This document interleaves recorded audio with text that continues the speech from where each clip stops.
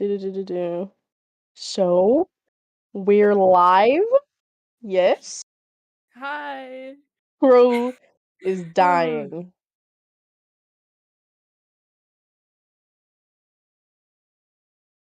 Yeah. Don't.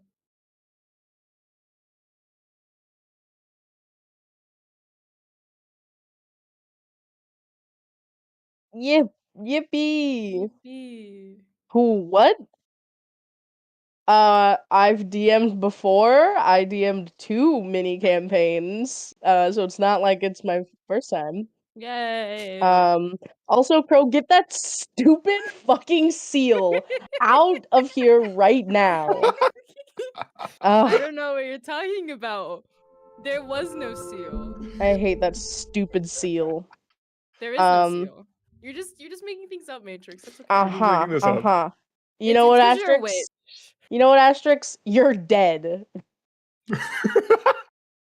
Anyways. Actually, I'm a vampire by rumor. So Into his today fucking pretty side. much is me using these guys as little test We're guinea takers. pigs. Yeah, they're little guinea pigs for my world that I'm writing. So yippee.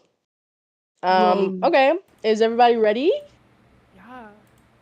So Alright. one Let's cool go. thing, you know that one time that my microphone didn't pick up because OBS just didn't want to. It happened again. Yeah. So the whole introduction, like that was just silence. Oh. Awesome. It did capture what you said, so don't worry. But my words Okay. will forever be a secret. No one knows what I said besides you people. Okay. Okay. No one was in the room when it happened. Okay. Crazy. Everyone's ready? Yeah. Yeah, I have a character. Yes. Okay. Yippee. So, our story begins somewhere warm, kind of uncomfortably warm. The air is tinged with like fresh rosemary and really strong ale that's like long since soaked into the floors. You can hear, holy shit. Oh my god. You can hear kind of rowdy voices. There's a musician strumming on their lute, very drunkenly, kind of uncoordinated, while a chef barks orders from behind the bar. You're in a tavern. It's called the Tipsy Songbird. It's super crowded, like bustling. It's like end of the day, end of most work shifts. So it's full of like a bunch of the older gentlemen, older women who just got off of, their 9 to 5. You're in Corfith, the capital city of Iska. And you know what? Let's just start with probably maybe our most normal member of the party. Nimra. Oh, I I'm thought the most you meant normal? I thought you meant me. No, Nimra, why don't you go ahead and tell us what you're doing in this tavern? Nimra's sitting at the bar, looking around because they're trying to find the one who killed their parents, Okay, awesome. Mikael. Give me a perception check. Okay. Slight problem, but character sheet broke. Give me a second. Okay, no worries. Incredible. Let me add the names for the characters. Wait a sec. How do you write Oh Nimra yeah, we have again? names, guys. Nimra. Okay, Nimra. It's I literally got it. Armin, but It's backwards. It's right. I got it. Good job. Can We're you proud change of the you. color? 'Cause Guys, they can't see it. With give the me a second, background. Bismarck. Hold on. Perception? Yeah, perception. I'm trying to figure out how to do that. Okay, so it's a straight roll. 12. 12. How do I change Okay. the color? Well, you look around, and you don't see, what is it, Michelson? Anywhere. Mikael, you don't see him anywhere. You figured that if, the assassin you hired to kill your parents was anywhere, it probably wouldn't be the most popular tavern in, like, a super lawful city, of this country. Yeah, so you don't find him, but what you do see with a 12 is like actually, Crow, why don't you just go ahead and introduce your character and tell us what Boxley you is doing? notice you notice that kind of in one of the balconies, one of the mugs looks a little bit weird and a little bit squishy, kind of, and you just kind of see like on the inside like two little like eyes, like they just pop up, look around, and then go back in. Yeah, that's what you see. Yeah. Moving on, if that's what Boxley is doing in this tavern. Yes. Sorry. Then we're gonna go ahead and move on to probably the second most. We have Taros. Taros, what are you doing in this tavern right now? I think as of right now, Tadosh has just walked in. Mm-hmm. How do you write that? It's in Taros. Amages. Tarosh has Nice. the big wizard hat, flowing kind of like blue wizard robes, the circular spectacles on his eyes. Mind you, he is 2.5 feet tall. He barely even. I don't even think that Tarosh comes up to even the tables, maybe the chairs. Okay. And Tarosh is just Just a kind of little like guy. walking. He's looking for the job board. I think that's what he's doing, just looking for the job board to find something to do. Okay, well, Oh. you guys have all already taken a contract, and you would all, after kind of like confirming that you were going to do this job, you now have a golden bangle. I don't know where the fuck it would be on Boxley. Like, I don't know how that would work.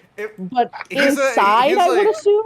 He moves like everything in his body shifts all the time, so it kind of just moves all around. Okay. So somewhere within or on Boxley there is a golden bangle. Nimra, it's probably on your wrist. Tarosh, it's probably on your wrist. They're like sized to fit you, pretty well. They just kind of appeared the moment you signed the contract.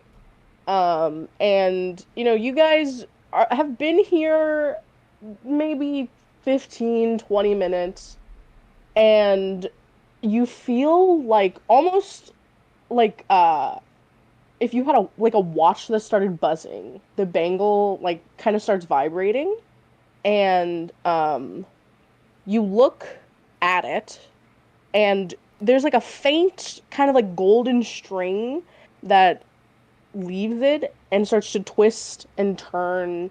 And if you follow this path with your eyes, you see that it leads to the front door. I'm not gonna have you make a check. You see the door open, but there's a lot of people in here. So you see the door open, and you see the door close, and you see the strings kind of go over to a table in the corner of the bar.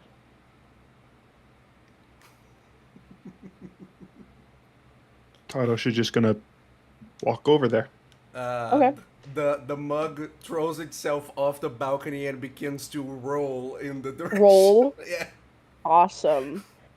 They're just dragging their feet all the way. Make me a dexterity check to not get stepped on.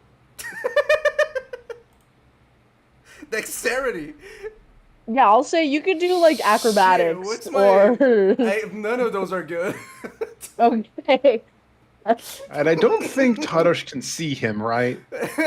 Probably not. Okay. There we go. Plus 0. 19. Oh. 19. Okay, yeah. I'll say you've been a mug rolling on a floor before, so you're just kind of it's the regular day to day. You all eventually get over to the table, and you see hood up, kind of like this very stout character, big silhouetted like flouncy skirt, what looks like a big puffy what do you call it? The thing with the feathers, like a boa, Oh, sort of thing, like fluffy boa, hey. rather than feathers. And as you approach, the bangles stop vibrating, and looking up at you, I have a picture. Is this cutie? Let me see. Do-do-do-do. Cutie. Do-do-do-do-do. There you Oh go. my god. Oh my god. Let me Um, hold it. I love this creature. Standing, just a little over 3 feet tall, takes off her hood and two antennas spring up. She looks at you. Her hands are kind of like off to the side, holding on to the strap of her bag, and she goes, perfect. You're all here. My name is Momo. I was here to escort you to see Councilmember Ten. And she kind of stands up off the bar. She didn't order anything. Um, and she just kind of like looks at all of you. I'm still a mug on the floor. Yeah, you see she does kind of look at the two like humanoid No, figures. they're not human. Like, they literally look like two squishy white balls with pupils. No, I'm They- aware. I'm talking about they- the people. Ah. She Yeah, hasn't even looked Nimra at and you yet. Tados. She looks over at the two people and then kind of like does a once over to the room, and then she looks down. She goes, "Oh, Boxley, he springs, like, he springs up, like, onto the table. It's me, it's Boxley, it's me. He starts dancing. oh, I am here. okay. I see. Oh, all right. Um, wonderful. Um, sorry. Okay. Well, if are you all ready to go? Yes, yes, ma'am. My silence is another word for my pain. And then walks. What? You know what? Good for you. Let's go. And she's going to kind of lead you through the bar, and outside is like a pretty plain looking what do you call it? Like a plain looking carriage with two horses. And there's a footman, and he'll open the door and let all of you get in. I'm in my box form And now. you're box okay, you're in your box form now. That's good. That they make sense. Wonderful. Yeah, so you all get in, you sit down, and you see that as you sit down, the curtains on the outside of the windows are drawn. And she goes, "Oh, that's just, security measures. The council members are very serious when it comes to their safety. Um, well, I mean, I am just Councilmember Thren's secretary, so I don't know that much about your mission, but if you have any questions for me, I guess I could answer them. We have a little bit of a long ride." Hold on, I need to look back at the primer or whatever. What are we going to do? I just said that I'm not really sure. I'm gonna cast detect thoughts. Okay, And the way detect that he detects thoughts is that, like, his eyes, like, they go forward, like they start like glaring at her. Oh, okay. So what? That's just like a 1 minute long spell. Are you going? Okay. I Her don't remember what surface it does. thoughts. Give me a second. I think initially it's just the surface thoughts, and then you can like attempt to probe deeper. You Yeah. would make a whiz save. So telling you her surface thoughts are kind of, oh god, these we've had a few people come in for this mission, but these are definitely the most interesting of them all. I wonder why. And she's like, "Oh, it's staring at me. It's kind of staring at me really hard. That's unusual." One of the pupils is shaking a lot. Oh, And then, Okay, like, she- the eyes just retract. mm. Matrix. Huh. Can I make like a history check to see? This is mainly me trying to remember the finer points of this contract that Tarosh Okay. had accepted. Okay. I would say you would probably have it on you, like the paper.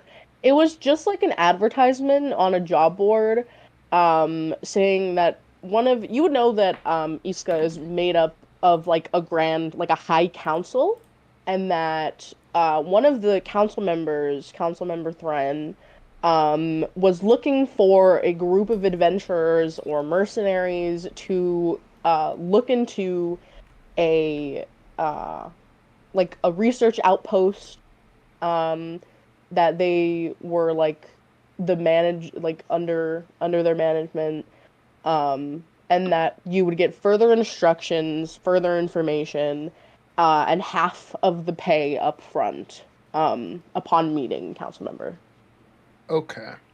I would say Tarosh does like share that with everybody else, just Mm-hmm. like being like, as a quick reminder, and then he explains the whole thing, and then looks over to Momo and says, "You are Councilmember Thren's secretary, right?" The secretary, kind of like assistant, kind of, I kind of do everything for them. But I'm also like an intern. Um, I study under the council member. Oh, Tarosh has been secretary once or twice. It were not exactly the most desirable of jobs for Tarosh, but Hmm. I'm certain yours were at least better than what I had.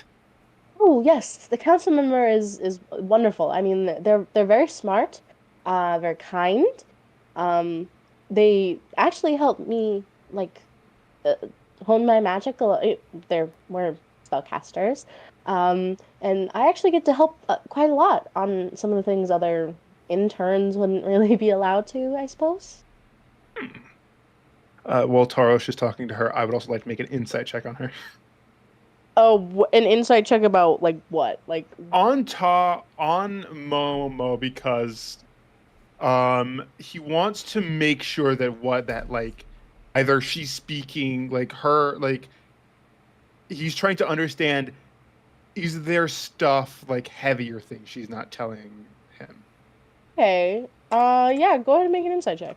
This is not a malicious thing. This is him Yeah. genuinely being worried for somebody.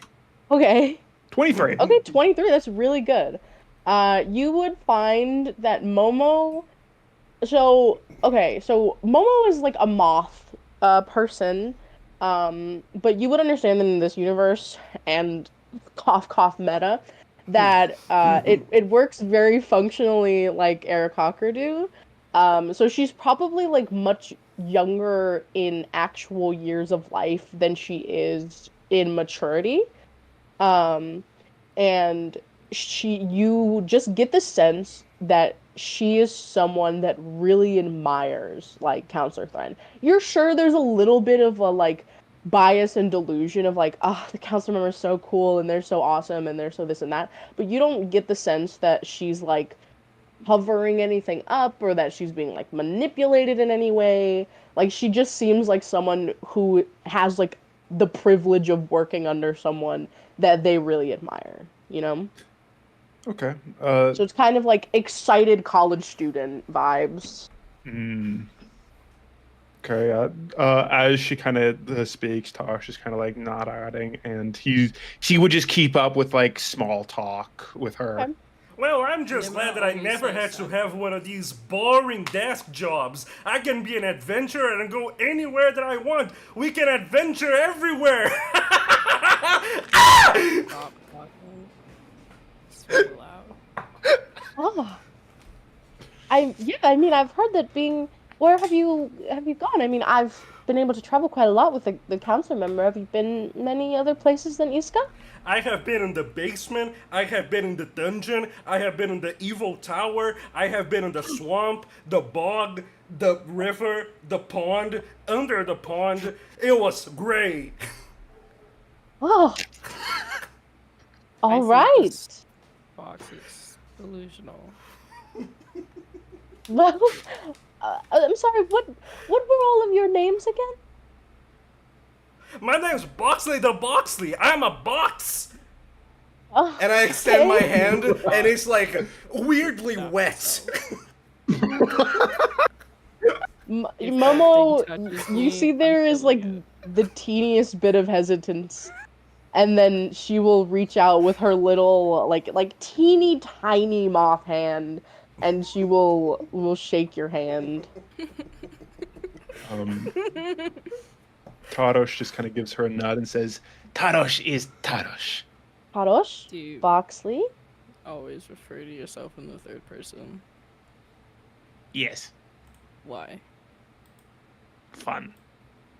Boring. It's Oh. stupid normie. God, these people Seem very hostile. Did something bad happen in your past? My heart is a very dark place. Wow. All right. I don't think I Um, have a heart. Of course you don't. You can't feel the sorrow. No, that I feel. literally. I open it up, and on the inside is just like a bunch of goo inside of the box. And the two eyes.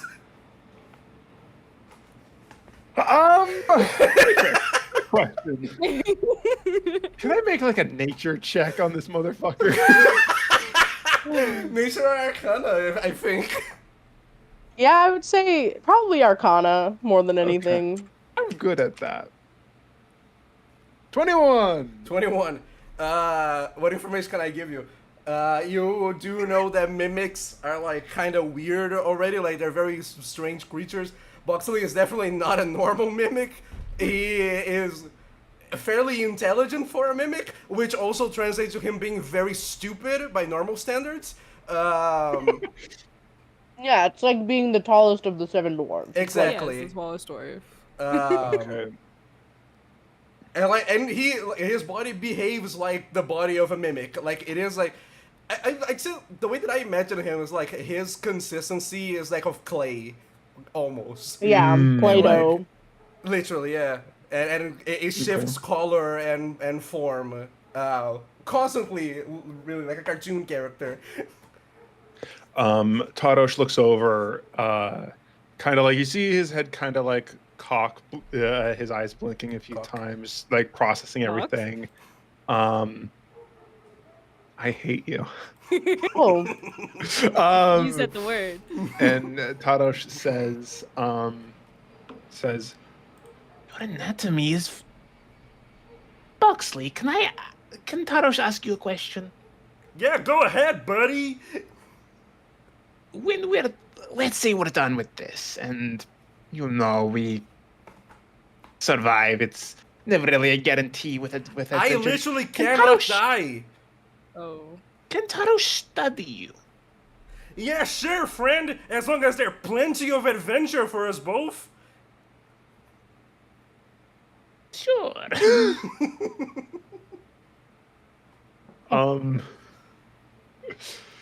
Tarosh is I was ran over by a horse once. oh, It was funny. Tarosh is like fascinated by Boxley only in the account that this is a mimic with actual sentience. Hmm. So that's why he's very much kind of like wanting to understand this and study what Boxley is. okay, give me 1 second. Let me finish my cookie and then we can move on. Nimra's Damn. plan throughout all of this. I don't know why I keep talking like that. Emo? I think My it makes voice is sense. stuck. My Yeah, voice no. got stuck for a second. That's completely fine. Okay, I finished my cookie. Okay, so it's honestly like, for some of you, other than Boxley, it's kind of like Boxley. You're fucking happy. This is a new adventure. Hell yeah. For the rest of you, you are stuck in a dark carriage with Boxley for like 45, 50 minutes. Adventure! Um, Adventure! Adventure! Um, um, yeah. So after about like 45, 50 minutes, the carriage comes to a halt, and Momo will open the door and step out. And if you all follow, you realize that you're not like outside. You're in what seems to be like some kind of coach house. There's like two more carriages, both of them exceedingly nicer than the carriage. Like your carriage that you're in right now is like a simple, like it's nice by like peasant standards, but compared to the other two carriages in here, those two are like extra like 1,000 gold, worth carriages, and yours is maybe like a couple hundred. Um, so that's the first thing you notice off the bat. Um, and Momo will kind of like look at all of you, and she'll hold her bag and she'll go, "Okay, well, everyone ready?" Yes. Yay! Okay. She goes through like you kind of go up to the front of the room and then turn left, and there's a door at that like left hand wall, and she'll open it, and when you walk through, it's a huge house, like tall ceiling. You're standing in the grand foyer with two, big staircases that lead up to the second floor, large central chandelier, like the whole shebang, right? Two big oak doors at the front of the house rather than like where you came from, which was like where they park the coaches. Um, yeah, this place is like super fucking fancy. Probably like the biggest house any of you guys have ever been in. That's the And biggest house I've ever been in. Shut up, box. Momo will kind of let you guys look around for a moment, and then she just kind of keeps walking. She is gonna lead you, rather than like up the staircase, she leads you to the area kind of like between. And she struggles a little bit, but eventually she pushes open the large doors, and they open up into a very large sunroom with stained glass murals. As pretty much all of the walls. There's like 5 walls that kind of form a little bit of like a half circle in this room. You see the mural is kind of like a grass field with sunflowers and daisies and jasmine, and they're like being frolicked in by like all kinds of wildlife. There's a long oak table with all kinds of breakfast foods on it. You see a person standing on the direct opposite side of the room, and they're kind of sitting down in like a comfortable kind of love seat, looking out the window. Hmm.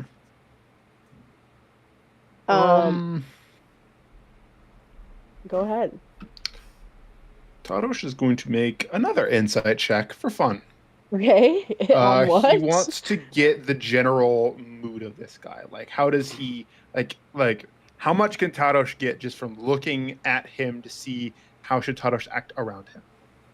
Like looking at him when he's like turned away from you, like his Yep, vibe. just by how he holds himself. Okay, give me an That insight kind of check. stuff. 9. 9. Amazing. You don't +7 to work there. you don't really get anything. The love seed has kind of like a tall, supportive back. And this person is not like broad enough for you to really be able to see their figure like from behind. Buxley is looking at the window, trying to see what the guy is looking at. That, like, obviously not being able to. He's just intently looking at the window because that guy is also. Awesome. You see, Momo will stand there for a minute before she goes, Dr. Thread, the adventurers are here. And you see, standing up from the chair is I have a picture. So I'll just send a picture of this person. Picture. Pictures? Oh my god. Pictures.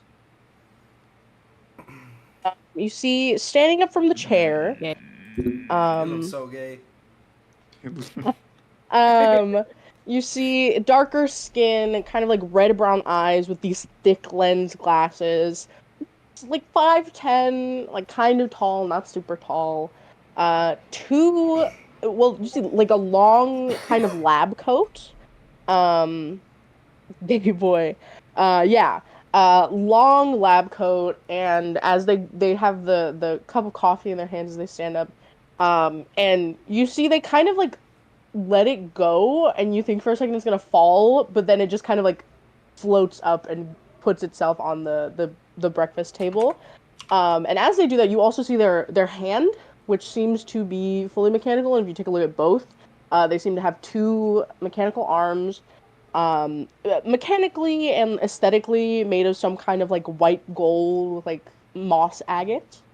Um, and on the shoulder that you couldn't see before, is a weird creature that none of you have ever really seen before. Kind of a weird bird thing.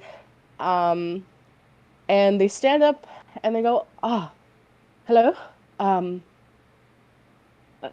Wonderful, you're here. Hello, my good sir. Hello, my good sir. Hello, my good sir. Hello, my good sir. Hello, my good sir. Can we kill it?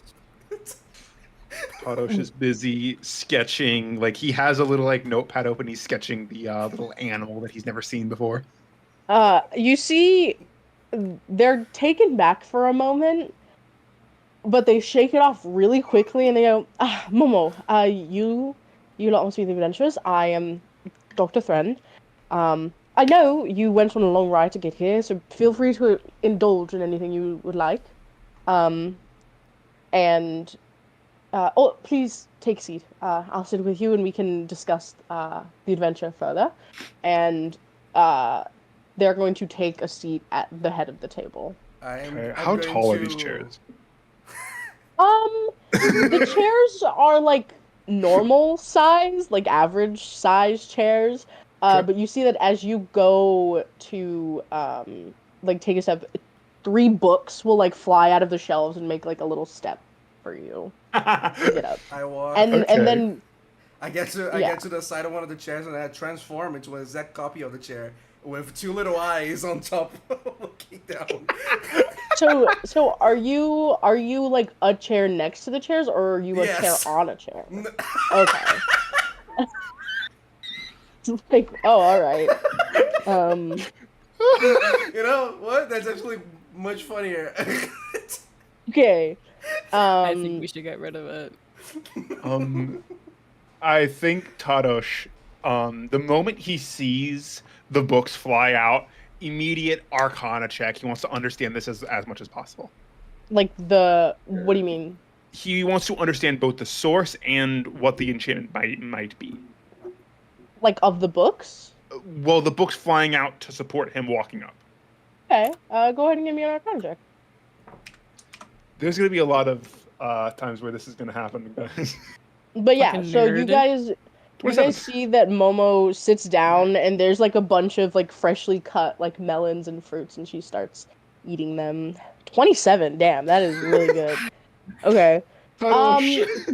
So yeah, you have sharp eyes. You see that like the source of the magic is Dr. Thren. But they don't really seem to have put that much effort into doing this. And you can kind of like figure that this is, for them at least, a very basic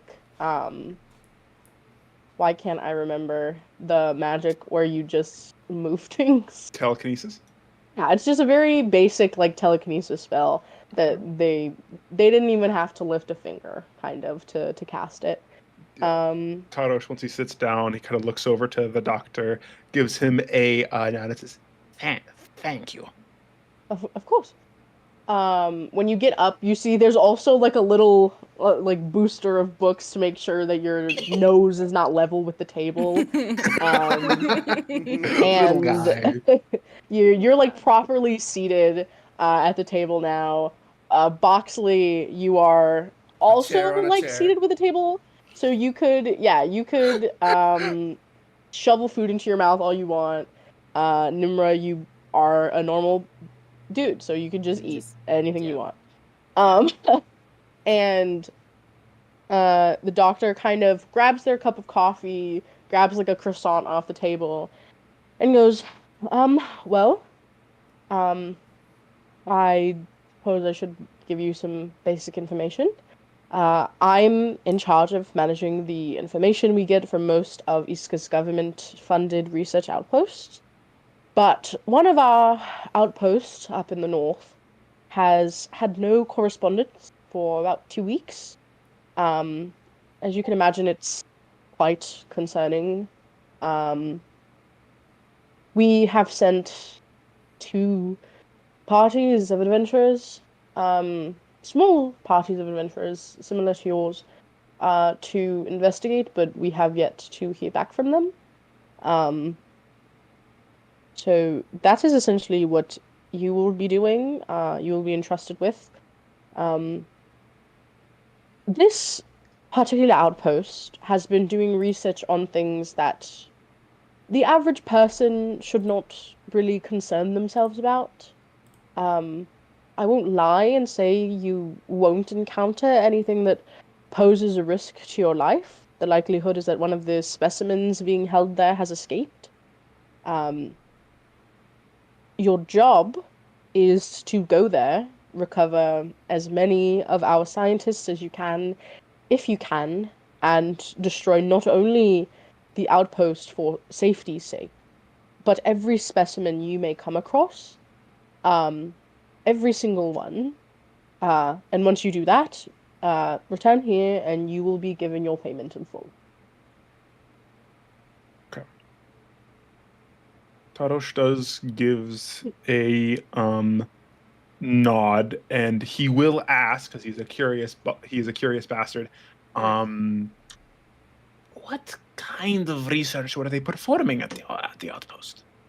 Well, many of the outposts we have in the north are kind of ruin. They explore ancient ruins of Iska, northern Iska. Um, collect specimens, all kinds of animals and creatures. They study the nature, I suppose. Um, that's really it.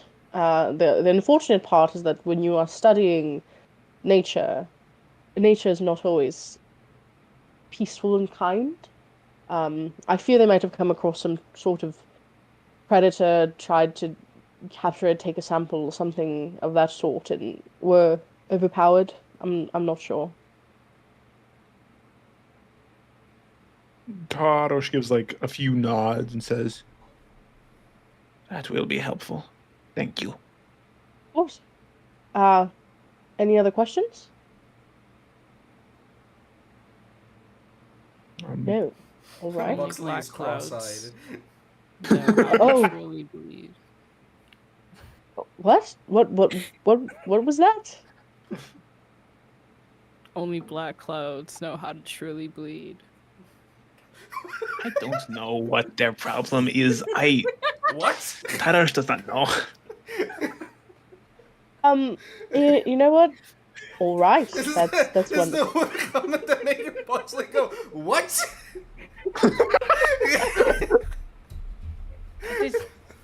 That is not even scientifically correct. You know what? Good for you, friend. I mean, you are welcome to say. Let me specify. I will be providing you with some pay up front in case you want to acquire anything while still in the city. And you have two ways of getting there that will be provided to you. You can either go by boat from our nearby coast up to the northern coast, and continue on foot, or you may simply take a carriage to the edge of the forest and then continue on foot from there. It kind of just depends on what all of you would rather do. okay. You see like on the shoulder that weird little animal, and occasionally the doctor is kind of like grabbing food and like lifting it up and feeding it to it. And they go, well, I mean, Momo, do you mind going to get the satchels right now? And she goes, oh, yeah, of course. And she stands up and she quickly leaves the room, to go get you guys your money. And I'm telling you right now, you guys are going to be getting enough money for one common magic item that I'm giving this to you, for free. I change back Okay. into my chest form and I just open my mouth. Okay. Yeah, you see Momo comes back with these two not particularly big pouches of money, and she'll hand them off to the three of you before she goes back around and takes her seat. Oh, Um, well, I suppose I have to inform your guide, um, whichever guide you choose. So, would you guys prefer to go by boat or by carriage? I like boats. Okay. I can't Very drown well. my demons. Oh. They know how to swim. I think it's best just to ignore them. So, what was that boat or was that carriage? I'm not. I like boats. Both. Okay, well, yeah, Buxley, you like boat. Nimra, did you say box or carriage? Silence. Okay. What about? they say silence. That was never. That was not a choice. Okay. Tarosh, what about you? I indifferent personally, but I can do both. Boat. Yes. Okay. Well, it seems that the consensus is the boat. I suppose. I will go and let the captain know right now. Are you all okay with leaving tomorrow morning? Harosh gives a nod. Okay. And Momo will stand up and leave the room. And you see Dr. Thorne stands up, kind of whispers something to the creature on their shoulder, and it will kind of like fly up and off. And you see in the ceiling there is like this small, what looks to be like sun-shaped metal installation, and it kind of opens up, very like a very little bit, just enough to let the small creature kind of fly in, and then it closes behind it. Um, and then they stand up and they go, well, I mean, you're free to stay and eat as long as you like. But all of the preparations are being made for you. Tomorrow, quite early in the morning, you will set off. I would recommend getting all of your shopping done before then. Harosh Unless, of gives course, you him have a any nod. more questions for me, or Momo, I suppose. No, not from Tarosh. Okay. Do you like boats? Oh. What? Do you like boats? I own quite a few boats myself. Yes, I like love boats. boats. You will actually be. I'm going to get up from the chair, and I'm just going to walk out of the room. Oh right. Tarosh. Seems Boxley's already left. Anymore. I do want to emphasize that it is important that you take care of every specimen you find in the lab. Tarosh gives a nod and says, "Of course." I don't have a well- quote for this. Okay, well, Again, Nimra says that, not Esther. Oops, wait, no, that wasn't supposed to be. have a good day, you lot. And as you guys walk out, the doors will kind of close behind you. Yeah, I mean, you guys, if unless you guys want to go and talk to Momo about something, you do see the little creature kind of like flying around quite quickly, like much quicker than you would expect something like this to be able to fly. flying above you into different little ports. Does it And you see at seem? some point. Wait, what? I was gonna ask. Does it seem like this creature is following us? Well, it's not following you. It looks like it's almost like doing things, and it's kind of going from like room to room, but it's faster for it to fly through these small little vents, I suppose, than it is for it to kind of like walk on its own feet. Okay. Give me, I mean, I don't know. Give me like a nature arcana check. Either one is I will do an Arcana check. Natural 20. nat 20. Okay. You see it for a moment and you instantly recognize what this is. This is a pygmy griffin. It's just a little it's pretty much just a small griffin. You know, most griffins look like an eagle mixed with a lion.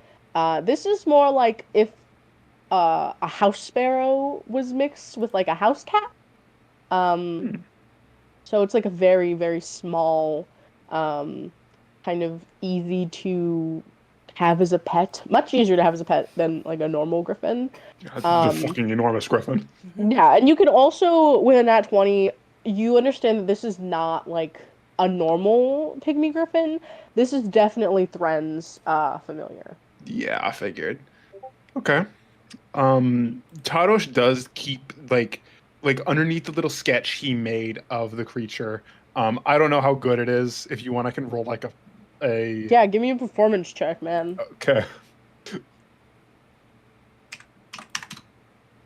14.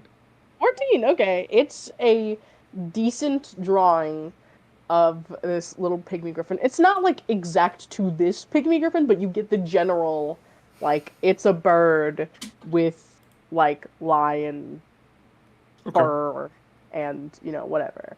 What's important is that Tadosh can understand what it is. Yeah. Cool. So if you guys are gonna do anything else, you can talk to Momo real quick before you leave. If you The want. item. Do you have like an item list, or can it be like any item? I just think it can be pretty much any common magic item. I say if you would rather have like 2 healing potions, you could have 2 healing potions, just because you guys have no healers. Nah, that Who won't needs be useful. healing? That won't be useful. I'm getting the medal of the meat pie. Genuine Awesome. question. Should I get a cloak of billowing, guys? That is probably the most useless item you could get, and I support it totally, fully. I am good. Boxley will immediately use the medal of the meat pie, which is a medal that smells like a meat pie, and then he puts it on his tongue, and he gains 2d4 temporary hit points. 8 temporary hit points. Also the medal is not magical anymore. Oh. It's simply use. Okay. Wonderful. For Tadosh, I'm gonna grab the hat of wizardry, Okay.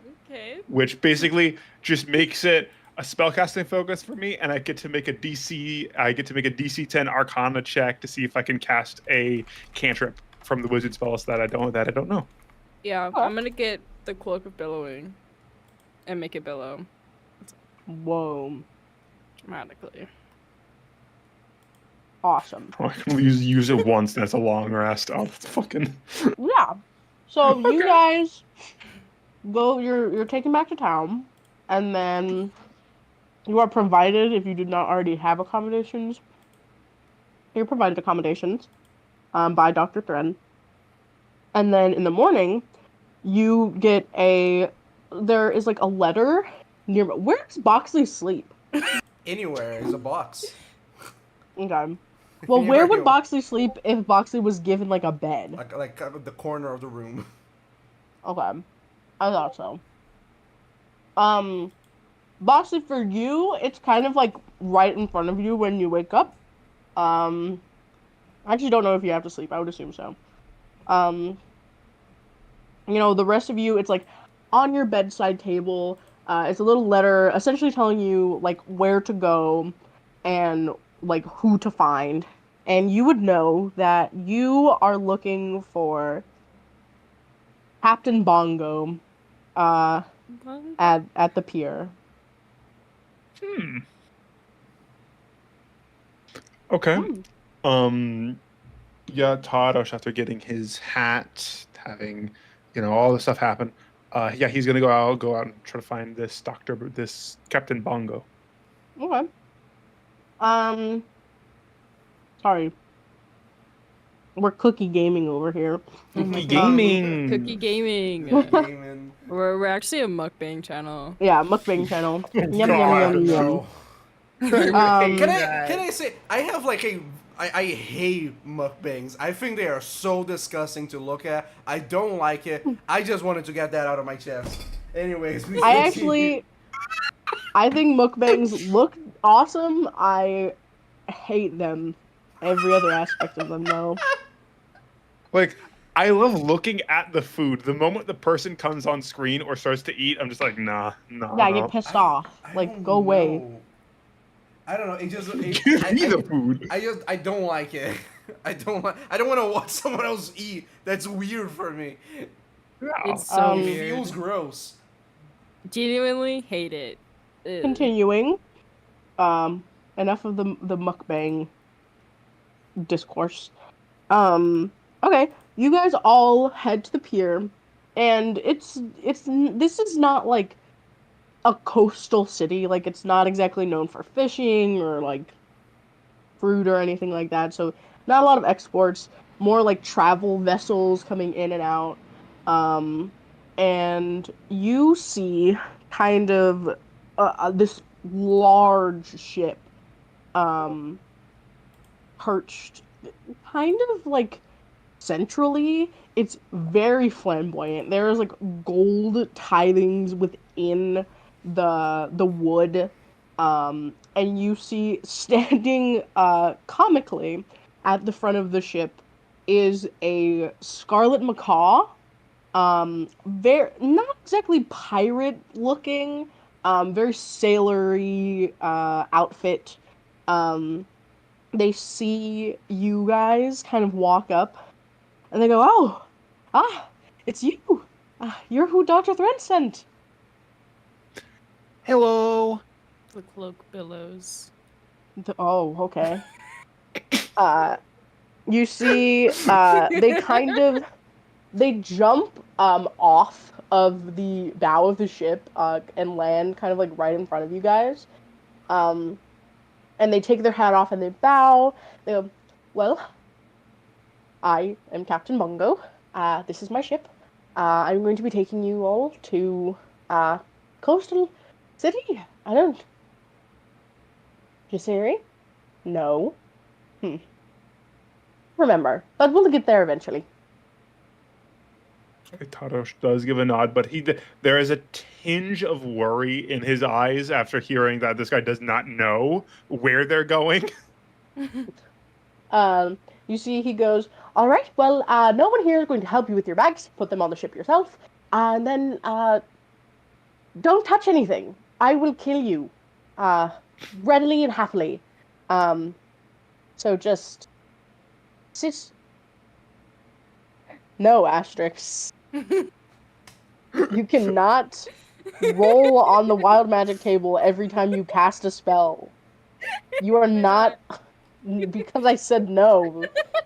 There's literally a class for that, and you are not that class.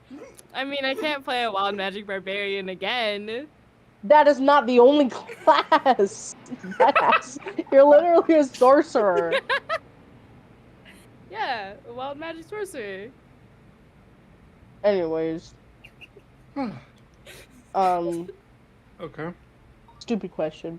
Tadosh is immediately like I don't think he has like a lot of bags. It is one big backpack that is like the size of him.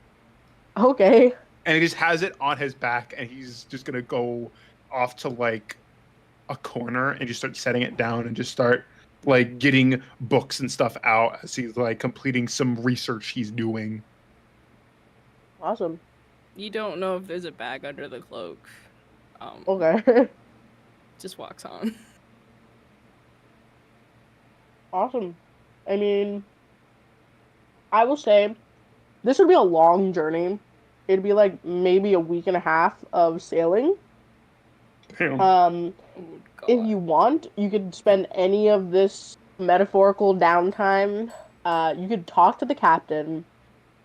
You could do something. I don't fucking know, but I there will just be need. a large time skip. I'm gonna be right back. I need a moment. Okay. Okay, we're pausing the Um, stream. I guess. Are we pausing the stream? I actually think he's just gone. I Yeah, don't know nah, if he just left. Okay. Oh, we're left alone with the stream. Oh, hello, stream. Hey Hello, guys, how's it stream. going? It's All one person watching, which is probably me because I have the stream pulled up right now. I also Oh. have the stream pulled up right now. So then it's lying. It's saying one person other than yourself. Well, now So- it's saying Ah. 2 watching. So Who's in Oh. chat? Put a fucking message down.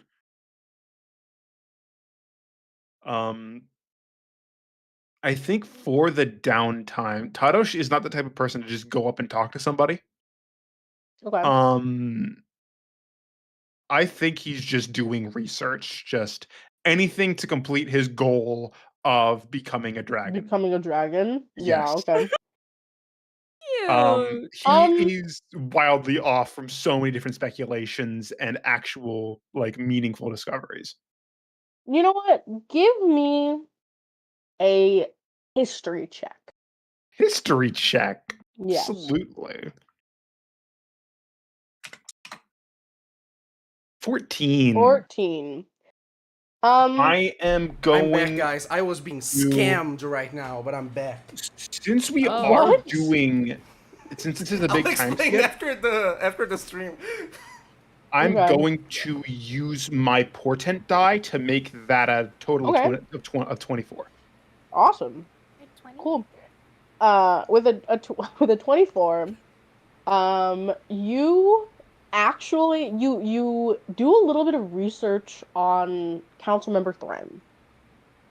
Councilmember is not old, is the youngest of every council member, and most of the members on the Iska Council are like long life races.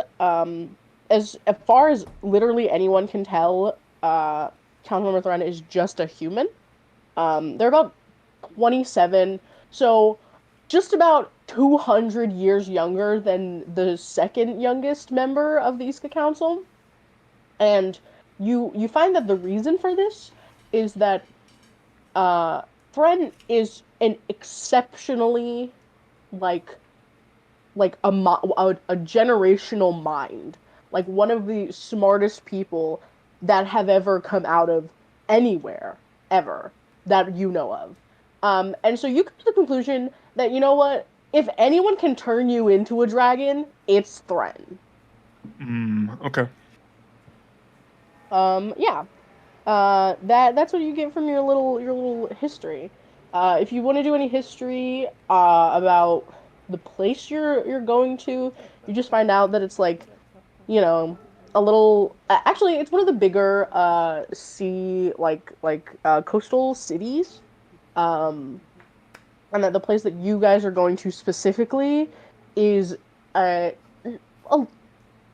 super small island, but a rather like deserted island. Like no one really lives there, in the center of one of the big lakes of Iska.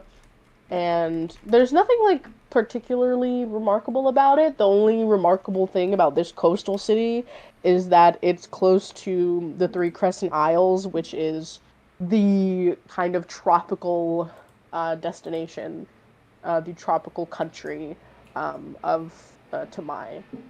Yeah, there's nothing very remarkable about where you guys are going specifically. Just for reference, I do have the map, and I zoomed in, give you guys a little bit clearer of a picture of where you're going.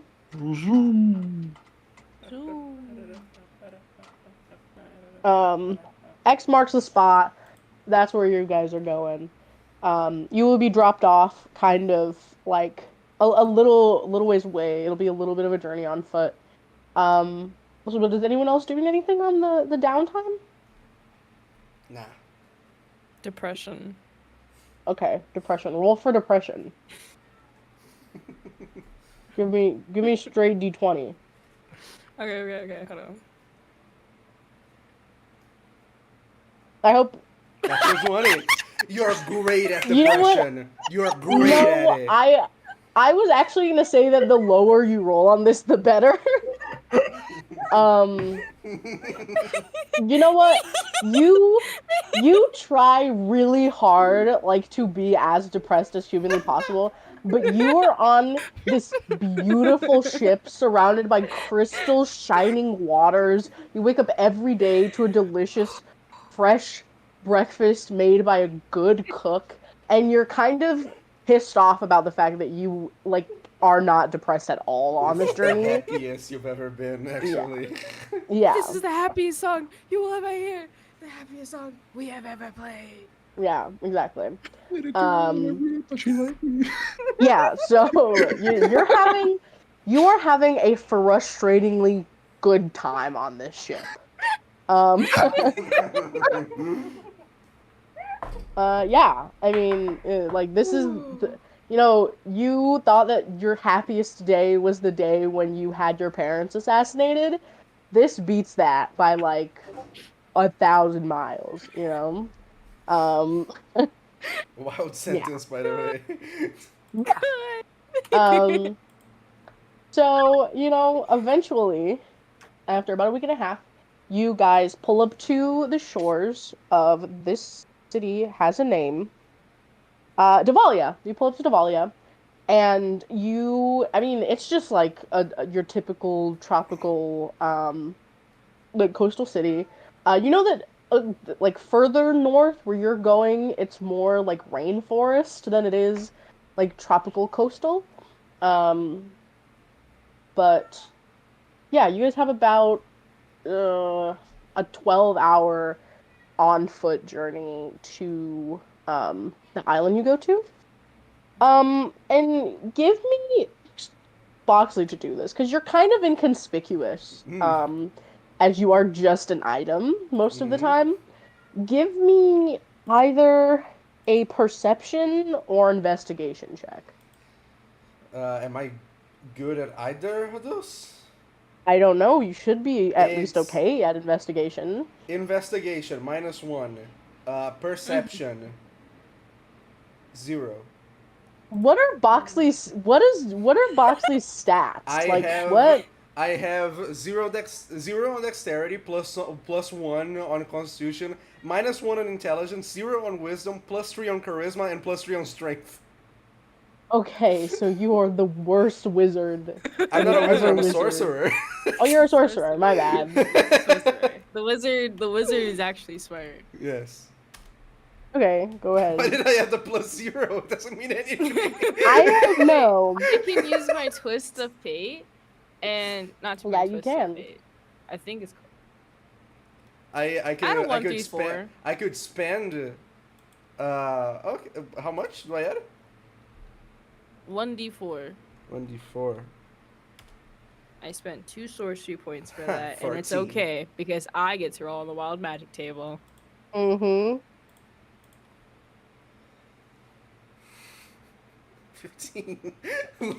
I cast hold person on a creature within 20 feet. If you choose no creature, you cast it on yourself. Who do you cast on? The stupid box. The box. I think you make a save. I think. I don't think it's an automatic, is it? I Hold wouldn't think so. person. I can let's do wisdom then. Let's do wisdom. Yeah, wisdom saving throw. Mm-hmm. Does an 11 save? Probably not. Yeah, yours should be like 14 or something. I'm back. My Welcome my back. thingy is It's plus your charisma.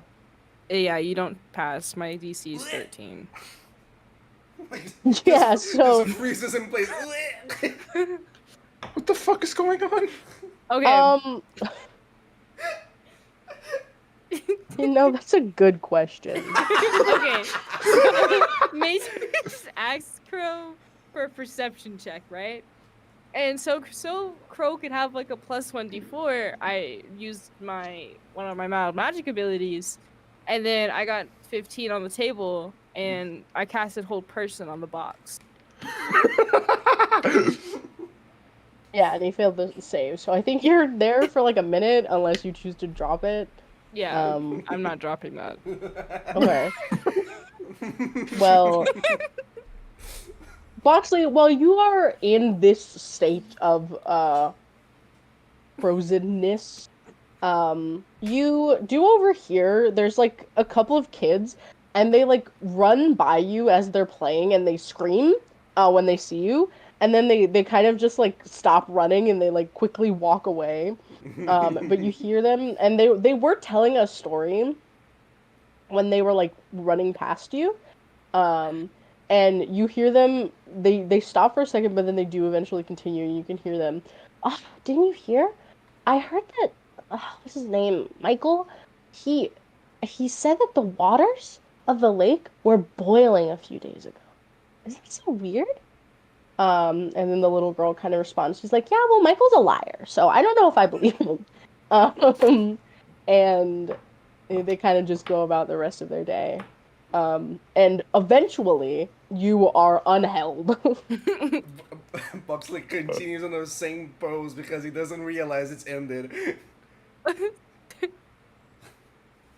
Jesus. I asked this question: are we getting off of the boat to, or are we still on? Oh, on you the guys boat? are We're off on the the boat. You island. missed that part. Okay. I'm gonna then roll the 3 portent die because they reset. Uh-huh. This dude named Michael used to ride motorcycles. 18, 15, and 10. Oh, that's pretty good. Chat. Okay. Cat. Half decent importance. 18's pretty good, actually. Yeah. Okay. La la la. Okay. You guys know that, like, functionally, there's no point in getting a horse because you're going to be moving through rainforest. So, Rain horse. yeah, rain horse. You guys kind of just begin on your way. It's about, I said to these two, it's about a 12-hour journey on foot to the little central island. And you will have to find a way to get across to the island. Just letting you know that. It's a decently big lake. This might be a stretch. Could I transform into a boat? Let me reread the mimic I'm thing. pretty sure I can transform into like an object of size small or medium. Like medium is the max. I don't know if like a small boat would. I don't Would know work. if a small boat. It's for Small a is, kobold like- and a. Wait, Taurus is a kobold, right? Yes. Yeah. Todd, It's she's for a a kobold. kobold and an emo boy, so I don't know how. An emo vampire. Yeah. You know what? I think a medium-sized boat, because medium is like up to 10 feet, I think. So yes, if you can turn into a, can you turn into a boat? Do you become that like object? I don't remember. Like I'm pretty sure I become like an exact. Let me get the mimic thing. I know. I don't That's what I'm also know. looking for. I don't know if it specifies it or is it just like you become like an exact copy of the item you want to turn Okay. into. You Mimic. appropriate You polymorph to an object. changes its texture. Da-da-da-da-da. I Where is personally it? will think Boxley looks like this boat. Aim, is that what it is? Shape changer? Polymorph into an object of your medium or small size. The way that it is worded, it is worded like I literally become the object. It also says while you remain motionless as an object, you are indistinguishable from an ordinary object. I mean, I'm indistinguishable. Would it count if I'm in water? Because technically I'm not moving. I don't know. It's up to you. You're the DM. Um, how many boats has Boxley seen in their life? How the fuck would I know that, Matrix? It's your How character. has Boxley ever? Yeah, it's your fucking character. At least a Has few. At least Boxley? a few. I did describe he was in many places with water in the beginning of the session. That is true. That is true. You know what? I will let you turn into like a canoe. I'll give you a canoe. Perfect. Um, Perfect. and I will say, if you are completely motionless, then yes, you will be able to function as a boat for your friends to get across. But first, why don't you guys give me some sort of nature or survival check? Everyone. Survival check I'm to great see at those. I am. Oh, I'm how so- well you I'm guys Actually, I'm not make that it bad. through so this. I'm good at actually- survival, guys. I'm actually not that bad. 22. 11. I'm sorry. Okay, 22. Okay, Yeah, that's really 20 good. 22 You know, from Boxley. you know what, Boxley? All these other geek nerds, they're here and they're like, fumbling. Nimra almost trips straight into a beehive, and you save their life, and you're just like, you're killing it. You know exactly where to go. You know where to step. You know how to avoid all the big bads. You are absolutely killing it. And I'm it one doesn't with the take. forest. Yeah, you are like. I say you're with like, this voice as Boxley.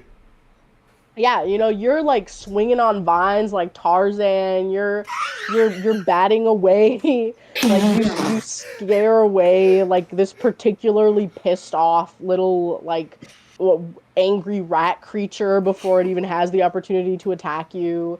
Like, yeah, you kill it. You get everyone through the forest, and um, eventually you Magic get lightning! to. Yeah, magic lightning. Um, yeah, it is really moist here. You guys are like sweating, and well, Boxley probably is. Just the way I like The it. two of you. Thumbs Yeah, up. Nimra, The make you're of this sweating, smearing. and you are. This cloak is way warmer than you imagined. You're sweating. You're kind of dying a little bit. Um, but I will say that because Boxley rolled a 22, neither of you like collapse or get stung by bees or anything. So yeah, I mean, you guys make it through, and eventually you get to the coast. Um, and Boxley, you can go ahead and turn into a boat whenever you want, I guess. Wick. And this has been about 12 hours, so I'll say right here is when you guys need to take your long rest. So you guys can go ahead, set up camp for the night. And if anyone wants, if you want to scope out like this two cloaks, if you want to scope out this kind of general. Oh shit! I never sent the map. Apparently. Well, this is the map. That you guys are working on. Okay. I love it when And you can tell exactly when Matrix read the message. yeah. Yeah, so you guys get to the coast, you set up camp. Boxley, since you're kind of like on fire here in this environment, give me, what did you make? A nature check? Yes. Survival. Yeah, It go was ahead survival, and give me another survival check. Okay. That's gonna be great. That's gonna be great. But Please. this is the wrong check. Please. Don't worry, guys. I'm great at this. Ah, that was 20. Shit. That was actually good. Okay. Awesome. So, the other two, they're setting up camp. You're locked in. You're searching, you're scanning, you're like ear to the ground, nose to the wind, and you're scanning like your general area, and you go towards the water. And the tide is kind of high right now. So, you're walking along the shore. Like literal ear to the ground, like you're kind of like running your face up against the little pebbles of the shore, and the water touches you, and even you are kind of confused for a moment because the water is like oddly warm. Michael, you son of a bitch. The water is like oddly warm. It's not like hot. It's definitely not boiling like you had heard. But for a body of like a fresh body of water, it is probably too like if it had been any warmer, it would be like almost dangerous for, the wildlife. Um, and as you kind of sit there and realize this for a moment, you're about 50 feet away from where your friends are setting up camp, much closer to like coast, the coastal area of this island. Um, and you see in the water, because this is kind of like a pebble beach, so it's not weird to see rocks in the water, but you see these kind of like large chunks of black rock very close to like the shore.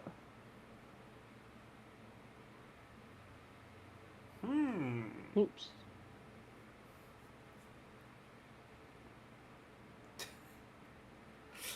Now, what do I do with that information? That is certainly a question. Yeah. Mm-hmm. Buxley is going to. I'm going to walk into the water. Okay. Like, so that like just my eyes are above like the water level. I'm gonna take a big sip of the water. Big sip of the water? Yes. Okay. Go ahead. Do I roll to Make- sip? Stupidest. Make me. Do I roll to sip? You know what? Just you drink some of the water. It's relatively. This is not like flowing water. This is like a body of water. So you drink it. Tastes a little bit of algae, a little bit of fish shit, a little bit of all that good stuff that they have in lakes. Delish. I spit out a fish. Yeah, you spit out a fish. It kind of like swims away, really scared. And you realize that you're kind of just standing right on one of the black rocks. It's very warm. Like it is making the water around it warm in comparison, like to the rest of the body of water.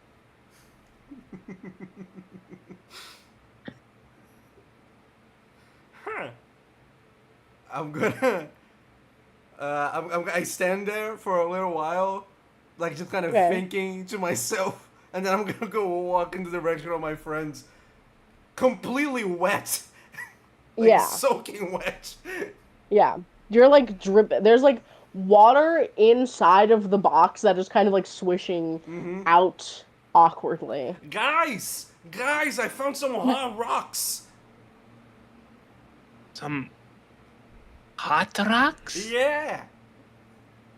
Michael said the water in the pond was boiling. Michael? Yeah, Michael. And I know that he How- is a liar, but I think he was talking the truth this time. Where is he? I don't know. Him. What do you mean you don't know? I don't know where Michael is. Probably wandering off, the little delinquent. We need to find Michael. Kadosh looks over to Boxley and says, Can you show me towards these hot rocks? Woo! And then I just turn around and start running. In the Kadosh, direction like, where the rocks are. Kadosh starts running after him. Awesome. You just Yeah. see Boxy run in the direction of the water, and he just jumps and throws himself into the water. Awesome. Amazing. Can I see where these boiling rocks are or whatever? Yeah, so you watch Boxley jump into the water and kind of like in the general vicinity of where Boxley is currently. Also, Boxley, if you stay in the water too long, I will say you're gonna get waterlogged unless you change your farm. and you might just like sink to the bottom. Um, and you see not like like close to the shore. There's tiny, like teeny tiny. And you think for a moment that that's what he's talking about, and then you see it's not like right. You think of like a pebble and a pebble beach, and it's like this just round or maybe like flat. This is kind of like um a little more amorphous than you would like assume like a normal rock would be. And if you go and approach one, first of all you have to get closer to the water, so you also feel that this water is like a little too warm. And it is much warmer by the rocks than anywhere else in the lake. Okay. It is like this large, it's like smooth and shiny black rock, Okay. kind of just like sitting in the water. Okay, what do you think would give me more information? Because I can ritual cast identify, ritual cast detected magic, or do a arcana check. Probably I would say identify. I think.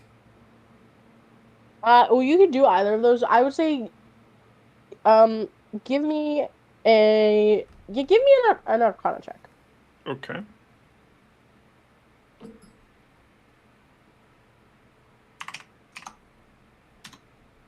$23. 23. Okay. Sweet. So with a 23, you look at it for a second, and your first instinct is that why the fuck is there this really warm rock here? Like this has to be magical.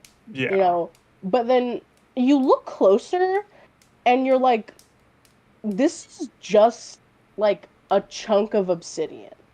But it's so fresh that you get the feeling it has only been here long enough to solidify and not long enough to completely cool, which means that it has been here no sooner, like no later than a week ago, maybe 2 weeks ago. And you see one of these is close to the shore, and then in a pattern that you can only briefly see before the water gets like so deep and murky that you can no longer visualize anything, you see many of these heading inwards, but they're only in like this very narrow stretch of the water. You know, they're maybe 5 feet apart in distance, and they happen frequently. Okay. I am gonna Tadosh is gonna do some testing stuff. Okay. I am gonna cast Frostbite on the closest one to me. Okay. Oh, is that just ice spell? I'm It is assuming? a Frostbite is just like a ray of cold damage. It's a 60-foot. It's just like a cantrip. Okay. Yeah, you cast frostbite. And you see kind of the rock cools down. You figure you've just kind of further solidified this normal piece of obsidian. But you are smart enough to know that like obsidian doesn't really just like form in random lakes. It's this should not be here. This fresh obsidian definitely should not be here. Someone would have had to have like poured fresh magma into this river for this to be here. Kadosh is very much like thinking about all of this. But while he is looking like he's getting ready to cast Frostbite again, and then something ticks in his mind. He's like, Buxy, get out of the water, you'll get waterlogged. It's super cool, right? It is amazing. It's right. Was that sinking? Yeah. And then I walk out of the water. Oh my god. Kadosh just kind of like sighs. and then You know looks. those aquarium decorations, like a chest that opens and a bunch of bubbles come out? Yeah, yeah. Taros just he sighs and says, "Go ahead and get back to camp. I'm going. Taros is going to try to cool these obsidian down, so this isn't as hot as it should be in the morning." As soon as the sentence is over, Boxley like just dashes away. For once, I'm gonna be helpful because I can use cantrip Ray of Frost. Okay. Then yeah, I'm just gonna over and over again cast frostbite until they're cool enough that they're gonna be solidified by morning. Okay. Yeah, fully. You can do that. Yeah, so you guys all go to bed. You can take your short rest. You can reroll your portents, whatever you want to do. I'm gonna reroll my portents. I got an 18, but I also want to see what else I can get. I swear, Ooh, okay. I keep reloading the app on accident, and then my sorcery points reload. I know it was at 4, and now it's back at 6. Hell yeah. 4 and 2. I can sabotage someone. What? Yeah, that's what portent is. You go, oh, you just rolled a 19? Fuck you, bitch, 2. Fuck And that you. is what portents do. I love Okay. portent. I love it so much. I've always loved this class, but I never got the chance to play it. I Okay. love wizard. Okay. So Boxley, go ahead. I don't even want to make you like roll for this because this is just like a racial feat. But go ahead. What kind of boat? What kind of boat are you turning into? Canoe. Okay. I guess you. Where are the eyes? Are they like at the front of the Right at ship? on the front of like the canoe, there's like, you know, like in a ship, how you have like a woman in front. Mermaid? Like, Oh yeah, my mermaid in God. the front. It is like that, but she has like big googly eyes. Wonderful. It's so good. That's so good. Every time Boxley does something that's vaguely interesting or like something that's like fucking fascinating, Tararoshi immediately like starts writing it down, kind of like like taking notes.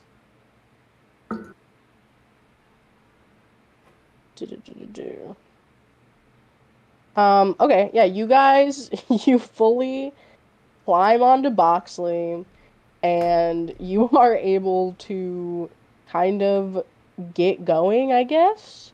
It won't take very long to get like where you are to the center. But Boxley cannot move. So you two are going to have to do something to get you across. I don't really care what it is. But what are you doing? Are you guys just like getting oars and rowing over, or like what's happening? Let me check if I have anything that can help with this. Could I don't. potentially use Ray of Frost to boost us across whatever we're going? I suppose. Cool. That's what I'm gonna do. Ray of Frost. That is a cantrip, right? Yes. Yes, that is a cantrip. It is a Okay. cantrip. Then yeah, sure. Fuck yeah. I mean, easy. Okay. So let me just fix this really quickly. All right. So you guys get to the island. Boxley, you don't have to be a canoe anymore. You hit the shore, and this is like a kind of decently sized island. You can't like see the other side from where you are, but it's relatively small. So you guys could walk around the entire thing in like an hour. So go ahead and give me investigation, survival, nature, like whatever you guys are best at. I am really good at investigation. See, all of those are +0, so 16. Okay. 16. 9. I want advantage, actually. Okay. Okay. 69. Anyways. Okay. 96. Okay, Buxley, your turn. What is the roll again? I'm sorry. I You completely. could do nature investigation or survival. Please, God, survival. That's a 7. I cast the web spell. And so now the ground is covered in webs and they're difficult terrain and lightly obscure the every area. Oh my god. Oh. Each creature that starts or enters them during its turn must make a dex saving throw. On a failed save, the creature is restrained as long as their webs remain or until it breaks free. Oh, remains in the web. You can move out of the web. It's a Yeah, 20-foot cube. yeah, we're just gonna move out of the web. Then the moment everyone else is out, Tados just turns around, casts Firebolt, and then lights it all on fire. Really using my wild magic for good things here. Fucking god. Okay. Well, okay, so that's a 7, a 6, A 9. a 9, and a 16. Okay. Mm-hmm. So it takes you guys like 2 hours to actually get around the whole island. It should have only taken you like maybe 30 minutes, maybe an hour. It takes you 2 hours. Tarosh, you're I wonder why. being kind of effective, like actually. And then Nimra like casts web, and you guys spend half an hour trying to get out of these webs. And that slows you down a little bit. And eventually, you guys kind of centered in the middle of this little island. You begin to smell sulfur. And if you've never smelled sulfur, it's like almost like rotten eggs a little bit. And subtle, very subtle. And as you get closer and closer, you smell sulfur, it's stronger. And you also begin to smell like a lit match. And you see that the wildlife around you is burnt. The grass is burnt. The trees are burnt. It's not like actively on fire, but it is very burnt, like black. You step on like anything, you touch anything, and it just crumbles into like charcoal dust. This is like my soul. Yep. And you see eventually that it's following this like very narrow path. And then who would be leading? I'd say Taros would probably be leading. Yeah, Tados should probably be leading because. Give me a dexterity saving throw. Oh, okay.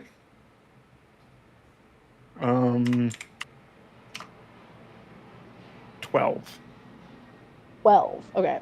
That's not enough. So you trip and fall flat on your face. You're not going to take any damage. God. But then you kind of look to see what you tripped over, and there is a body, an arm of a man, kind of covered again in this foliage that is extremely burnt. They have cuts and like where the neck should be. This is like an elven individual. Where the neck should be is just kind of like a black concave pool that's been ripped out. There's blood but it's more like burnt clothing and burnt skin than it is blood. Um, and they are fucking super dead. Okay. And you guys just keep pushing forward? While we are keep moving forward, I would like to ritual cast mage armor on myself. Okay. So then let me check what. I didn't have that stuff pulled up. Is anyone else preparing anything as you walk towards this facility? Nah. Yeah, so that's a plus Nah. 3. What slots do I have? Nah. Okay. Who needs Who needs it? to do anything? Um. I'm going to use a cantrip. I'm going to Okay. create bonfire. Mm-hmm. All right. That's it. Okay. All right. Fucking Yeah. incredible. I mean, you guys follow this burnt path, and you don't find another body really until you find the building. It is a little bit like ramshackled building made of wood. At some point, you would assume it was extremely sturdy.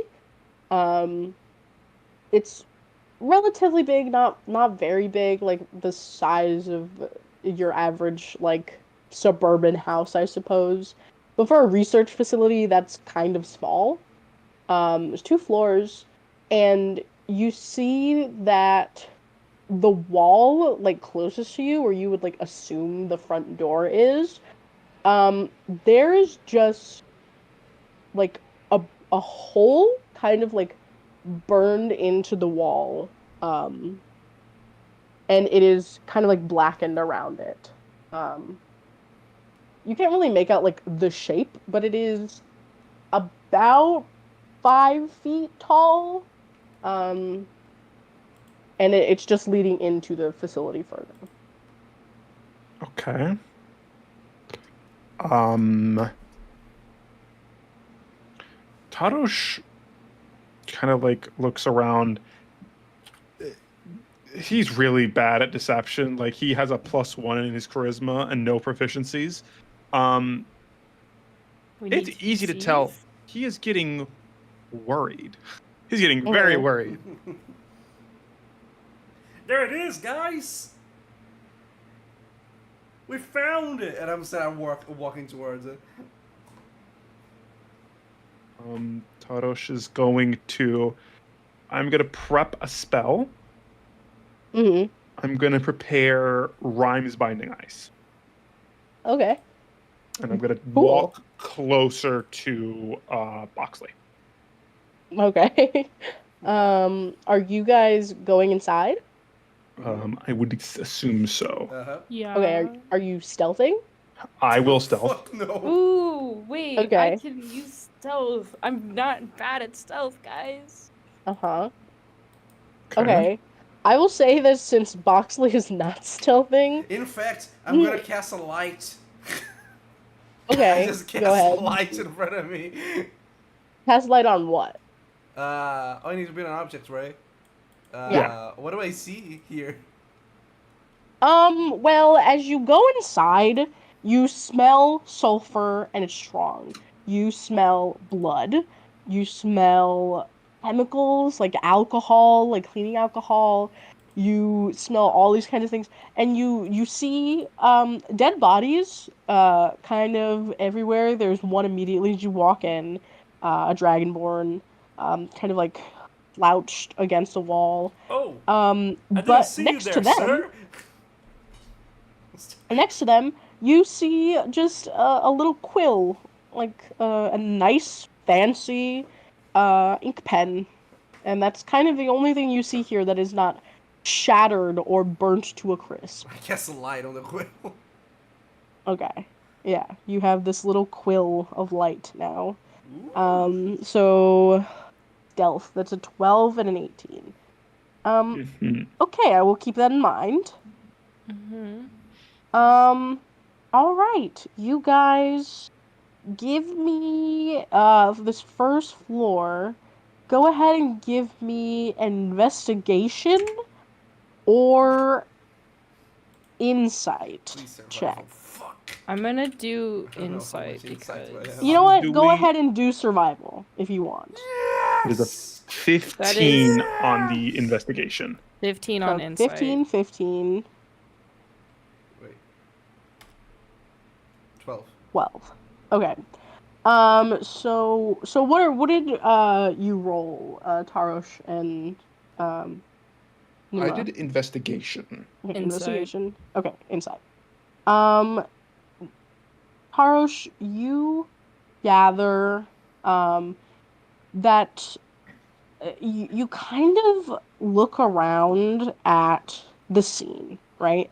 So you're a scientist, you realize that something in here was so hot that when these people were attacked, it quite literally made the blood inside of their bodies boil. And that the thing that attacked them was probably one thing, seeing as many of these people had the opportunity to kind of head towards the exit. They're kind of centered mostly on the stairs in the center room. And you can just see that a lot of them were heading towards the exit and unfortunately towards whatever this thing was. And you also, both of you generally gather that this was probably not a person. It's a little too many claws, too many teeth are too sharp.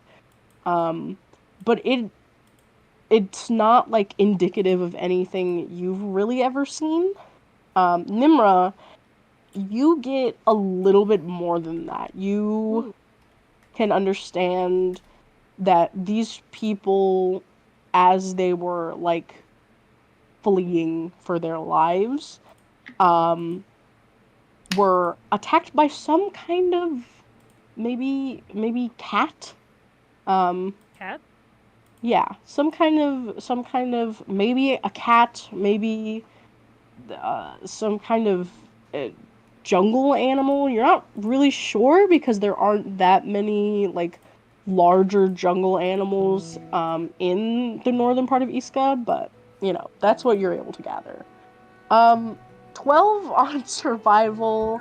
Boxley, you gather that these people are super dead. They're really dead. Oh no. Um, Oh my god.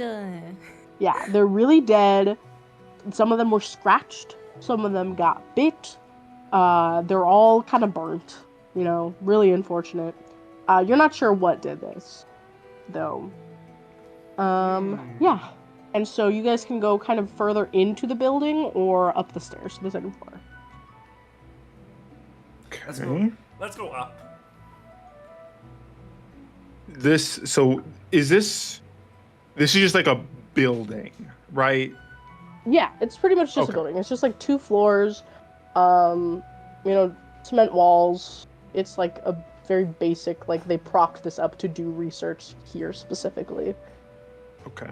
Tarosh is going to nod and look towards Nimra for their opinion. Silence. Silence. Tarosh gives a nod like he was expecting that and then goes up the stairs. Wonderful. So you guys go upstairs, and you see now in here there are more like labs up on the second floor.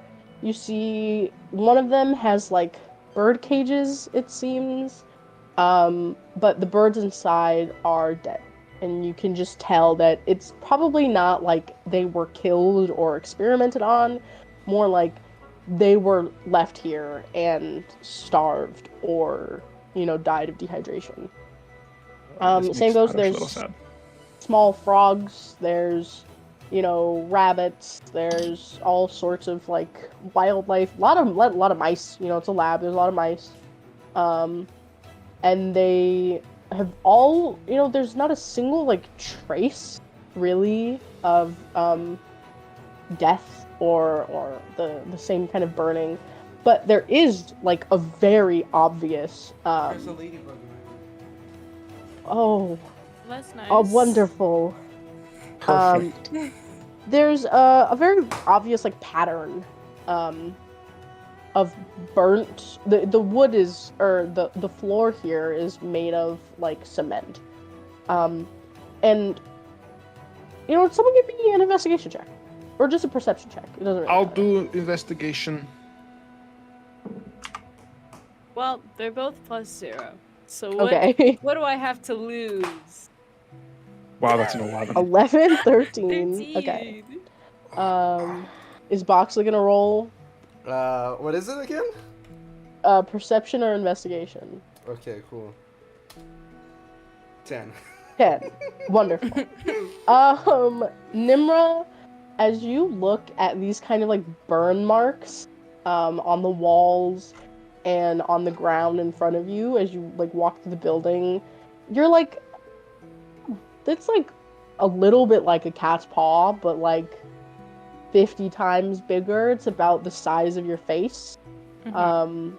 And you're like, sure, that's nothing, right? Like, that's just whatever. The rest of you don't really catch anything. You're like, oh, there's burn marks here. And you keep walking, There are no lights here.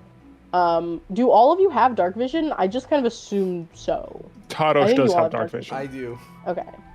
I think I do. You're a vampire, I imagine so. And Yeah. anyways, plus you have the light quill. That's also So true. never mind. Yeah, you guys can see perfectly fine, like directly ahead of you. But the hallways are narrow, and you're passing by, small labs.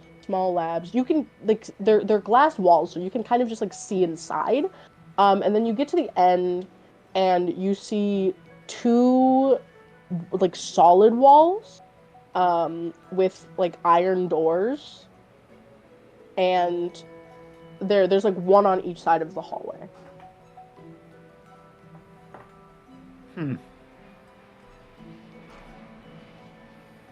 Okay. Can I roll? I want to get like, how a detective would like investigate a part of like a scene to try to recreate what happened? Okay. Can I do like an investigation check just to do that? Yeah, go ahead. Yay! That was 82. Wow. Whoa! 20. Whoa. Okay, 30, 20 is good. If you're trying to put together the scene that you've been seeing so far, it looks like this thing entered through kind of the front, completely melted, didn't even like need to open the doors, kind of just like melted the glass and walked through. And started kind of just ripping this place apart, and subsequently ripping everybody else in this place apart. And you can see like bloodstained hand prints on the glass. You can see like where people were slipping on other people's blood. Like, it's not a pretty sight. And eventually you see here, like where you are, this seemed to be where everyone was kind of like running out from. And with a 20, one of the doors is closed tight. But you do see that on one of the frames, one of the side of the door frame, it's like darkened, like it's been burnt, and that is the one on the left. Does it look like this thing has been closed not by human hands or by humanoid hands? You actually see on the outside that there are bloody human handprints on like the keypad. But you don't really see like any evidence of it being closed by anything that was like inhuman. Okay. Tarosh is going to look to the others. He's gonna say, I am having second thoughts, but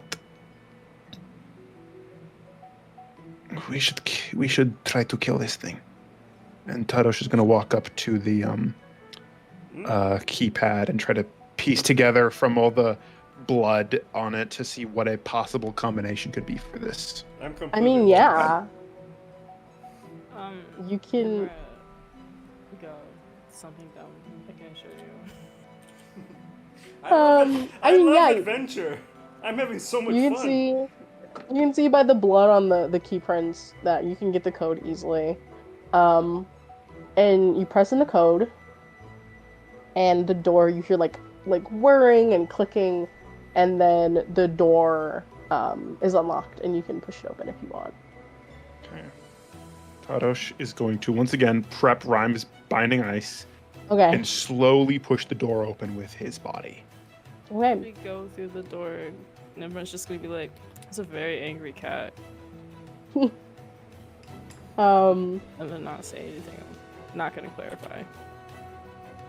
So you guys walk into this fairly, like, much bigger than all the other labs. There's, like, 4 tables kind of, like, vertical to, like, where you guys are standing. Like, research tables. They have all kind of vials and needles and shit like that on them. It looks like it was very quickly abandoned. You do see blood, but you don't see a body. You see the same burn marks, and you see the, like, charred kind of furniture, and you see, like, this room is completely dark, like, totally dark, and it would be even darker if you guys didn't have light or your dark vision. But as you're kind of looking around, you get all the general shapes. If you're close to Boxley, you can see much better. And you kind of look around. The smell of sulfur is much, much stronger in this room than it is anywhere else. And you begin to hear, like, a soft scratching, I guess, like, as you walk further into the room. Can I make a perception check to try to narrow down where that is? Yeah, go ahead, give me a perception check. Cool. 26. 26. Okay, yeah. There's a glass case in the, like, far right corner of this room. And you can tell, like, that's where the scratching is coming from. Does it sound like it's from a particularly big beast, or is it something really, like, small? No, actually, it's, like, almost akin to, like rather than, like, sharp kind of, like, what you would think would be, like, capped claws, it's more like a dog, like a medium-sized dog, I suppose. Like, scratching at a door is almost what it sounds like. Like, if you've ever had an animal scratch the outside of your door while you've been inside of it, it's a little bit what it sounds like. Okay. I'd say Tarosh is going to keep his eyes out for other things, but he is going to go over towards that scratching noise, but keeping the Rhyme's binding ice prepped in his hands. As you approach, you see that it's not giving up much light, but you see this glass case, and it's relatively large. But inside, if you peek in, you see a black, kind of like solid, onyx, obsidian, more like purpley black. It looks like a kitten, much larger than, like, the average kitten. So imagine, like, a tiger cub, kind of. Like a very, very young tiger cub. Fully black, has, like, the brightest, like, deep orange, almost red eyes with the feline slits in the center. It's super fluffy. it doesn't seem to be hurt in any way. It's just kind of like clawing at the cage, and then when you show up, it runs to it's not a big cage, but it runs like a foot away to the furthest corner it can. Matrix, you bitch! Oh no! It's just a little We guy. found it. I think. Tarosh will say, "This seems like it might be a baby version of whatever is bigger." Nah, the little That guy would've been- probably just got out and then he did a little mess. I'm gonna find No. a key. And I It's- tried to it's look for just- like a way to free the little cat. Tarosh is very much having a internal crisis right now. Okay, yeah. Boxley, as you look at the cage really quick, you see that it needs some kind of like fingerprint, like scan. Mm-hmm. And you like look around. You're not really like trying to be subtle. You're kind of just like walking through the little lanes that have been set, and you see a particularly large like smearing of blood, and you see an arm sticking out from the corner. You see a doctor. They have a little name tag. And this is kind of the only doctor that's in here. They're like a dead tiefling person. Excuse me, I'm going to take this for a moment. I'm going to. Boxley opens like the chest, and it's just like filled with like grotesque teeth. And I'm going to bite the arm off, and then I'm going to bring it towards the cage. Okay. I mean, yeah, you bite the arm. It's a little weird. You've bitten living things before, and usually there's like a gushing of blood, but the blood in this body has kind of like solidified, so there's like a crunch of bone and like coagulated blood. But it comes off no issue. It's actually not that like dirty or horrific. It kind of looks like a prop arm. But you know it's not a prop arm. Let's see if it works. And I'm gonna bring the hand towards like the fingerprint thing. You put the hand on the fingerprint, and it scans, and there's a small click. But when you hear the small click, the room gets much hotter than it was. Like, it goes from like, kind of humid, kind of gross, like tropical temperature to it's like 80 degrees in here now. It's very hot. And someone give me a perception check. Everyone give me a perception check, sorry. 25. 25. 16. 14. Woof. I would say even with a 14, but especially with a 25, in the opposite corner of the room from you, where none of you really went, there is, you can tell that's where the heat is coming from. And there also is a very, very bright glow from that corner as well. And that glow is much closer to you. Tarosh is going to properly prep Rhymes Binding Ice. He looks back at the kitten, just this, like, he is so uncertain, but he focuses on the brighter glow on the other side of the room. Steps out from there, Rhymes Binding Ice prepped. Like, the moment something comes into his view, this bright orange, whatever the source of this is, he's casting it. Okay. Right. So, you know what? I'm not even gonna, like, make you guys do anything. Eventually, after, like, a second, on top of one of the tables, a giant, almost like panther, jumps up onto one of the tables, and I'll just send a picture of it. Doobie doobie doobie. Doo-doo-doo-doo-doo-dee. Doobie doobie doobie. Oh, okay. That's so funny looking. Oh, this silly little guy. Yeah. roll initiative. Oh. This will not Okay. be a long combat, but it Because Oh. we collectively we have 25 HP or something. I Okay, will say that I have nerfed this specifically for your party Can I? Okay, a mage. to wonder give you a why. chance. So I had this prepped and ready. Natural for it to 20. come out. Whoa. Can I cast this before combat? Yeah, you could. starts? Yeah, go ahead. You already had it Okay. prepared. Go ahead and cast Well, it. that's a natural one on initiative. So, so I need that thing to make a Constitution saving throw. See, let me check its initiative. That's a 22 initiative for this lovely creature. So what does it need to do? You should make a Constitution saving throw. Constitution saving throw. Okay. That's awesome. Con is decent.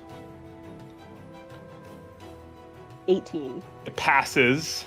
Okay. Its speed is not reduced to 0. So as Tarosh kind of like he's had this almost like clasp around both of his hands, and as he like hoists them up, it's like this spinning like crystal of ice in between his hands. He forces it out towards this thing.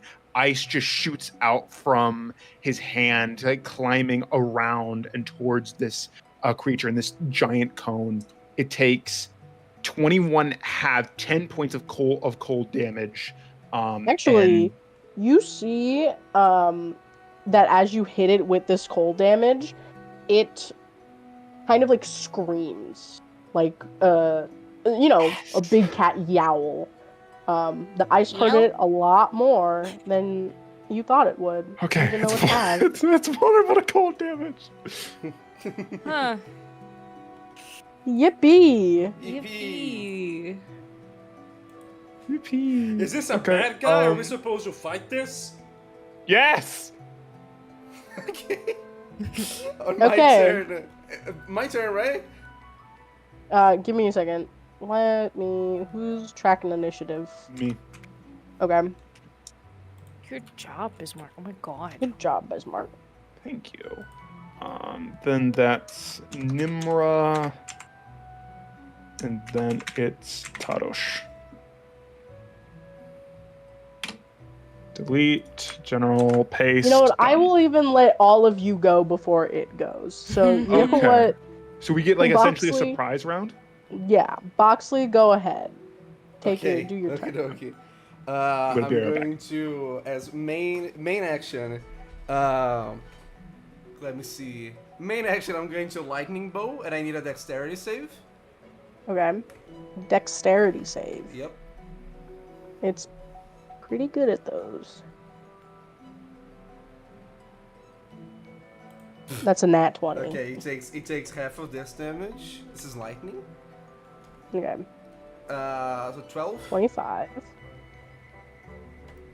And I'm going to use 2 sorcery points to use quicken spell, and bonus action I'm going to use lightning bolt again. I want another save. Okay. And one more save. 20. That saves. Let's see. Nice. 13. Okay. As he puts his hands forward, magical lightning, and it's just like 2 strings of lightning just shoot forward.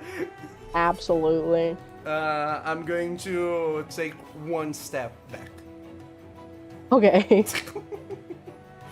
Go ahead, Nimra. Oh, shit.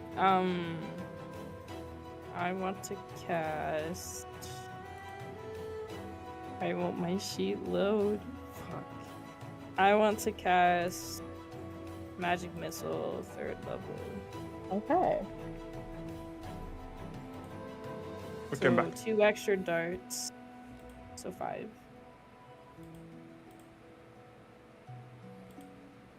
How many D4s is that? 5. So I'm curious, how much max HP do you guys have?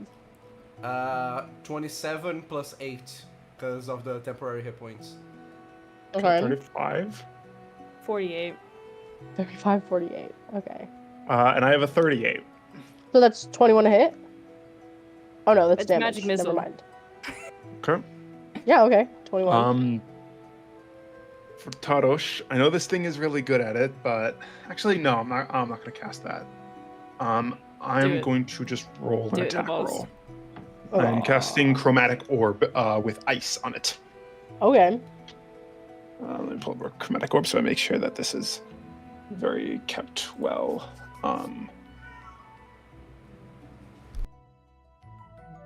First level Chromatic Orb. Okay, it is okay. 1d20 plus 8. 16? 16. Let me see. Does 16 hit?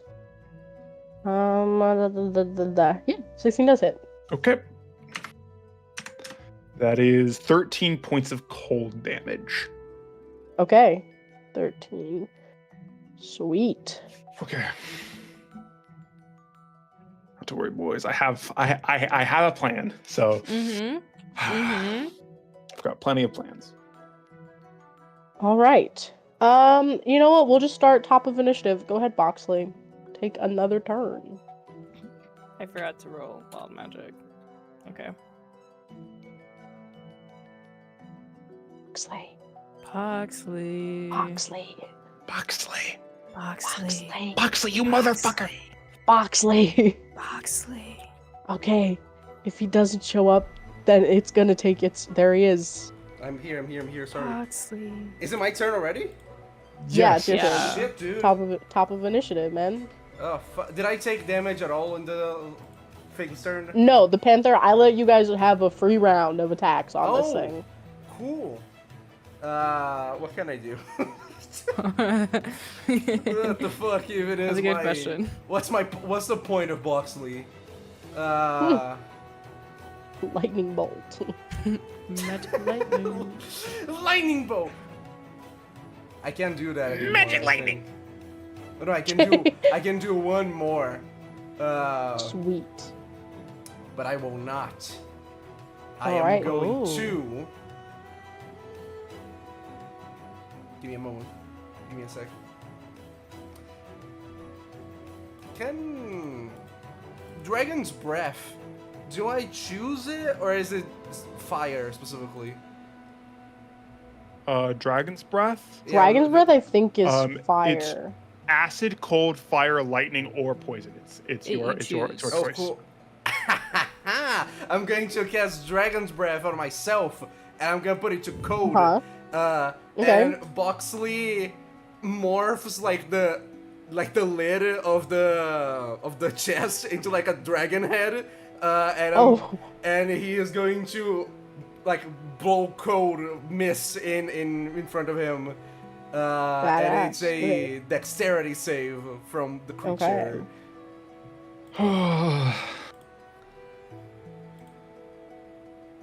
Shit. 24. That's 3d6? Yeah. That's 12. I Half am of going 12. to use. I'm going to use a portent die to force it to have rolled a 12 rolled a 4 instead of a 16. Okay.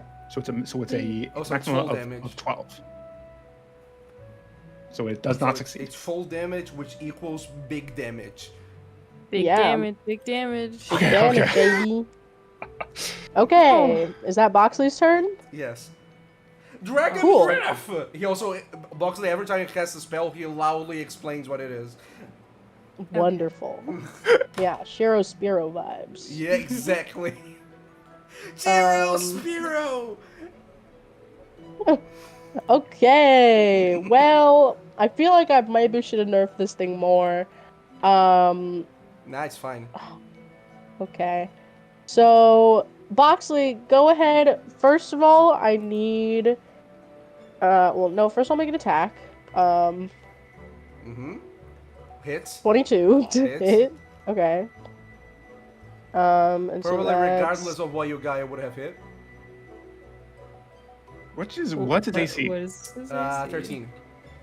So that's 8 slashing damage. There goes my temporary hit and- points. My bad. Yeah. And Sorry, I should have rolled these together, but I wasn't paying attention. And 1d6 fire damage. And then make me a con save and a dex save. They're not Okay. very high. Okay. Is Boxley capable of them? Yes, I don't remember am. his Yes, I stats. am.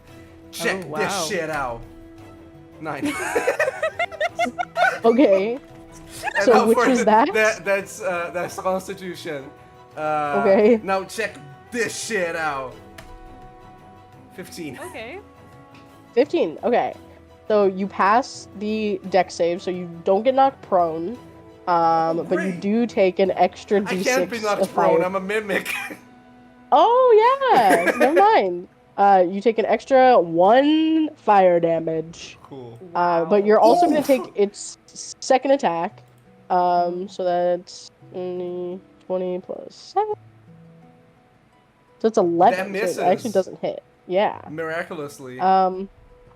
Oh, my favorite miraculous. number 4.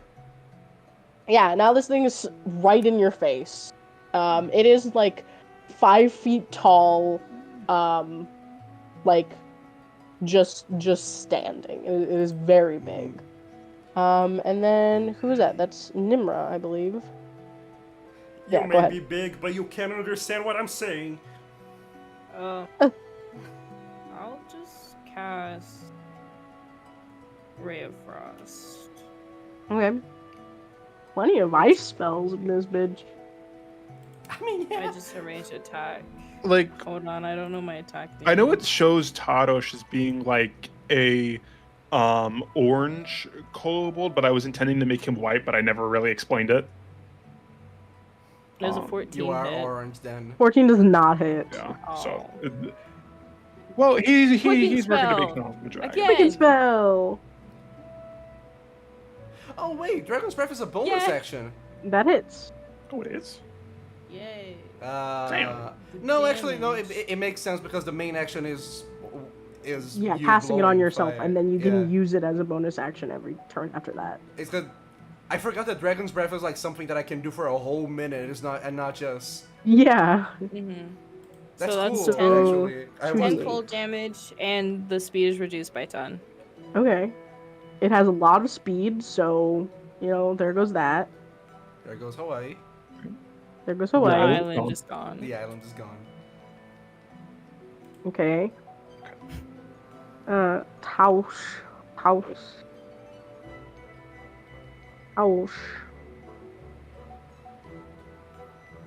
fine. Do your shit, queen. On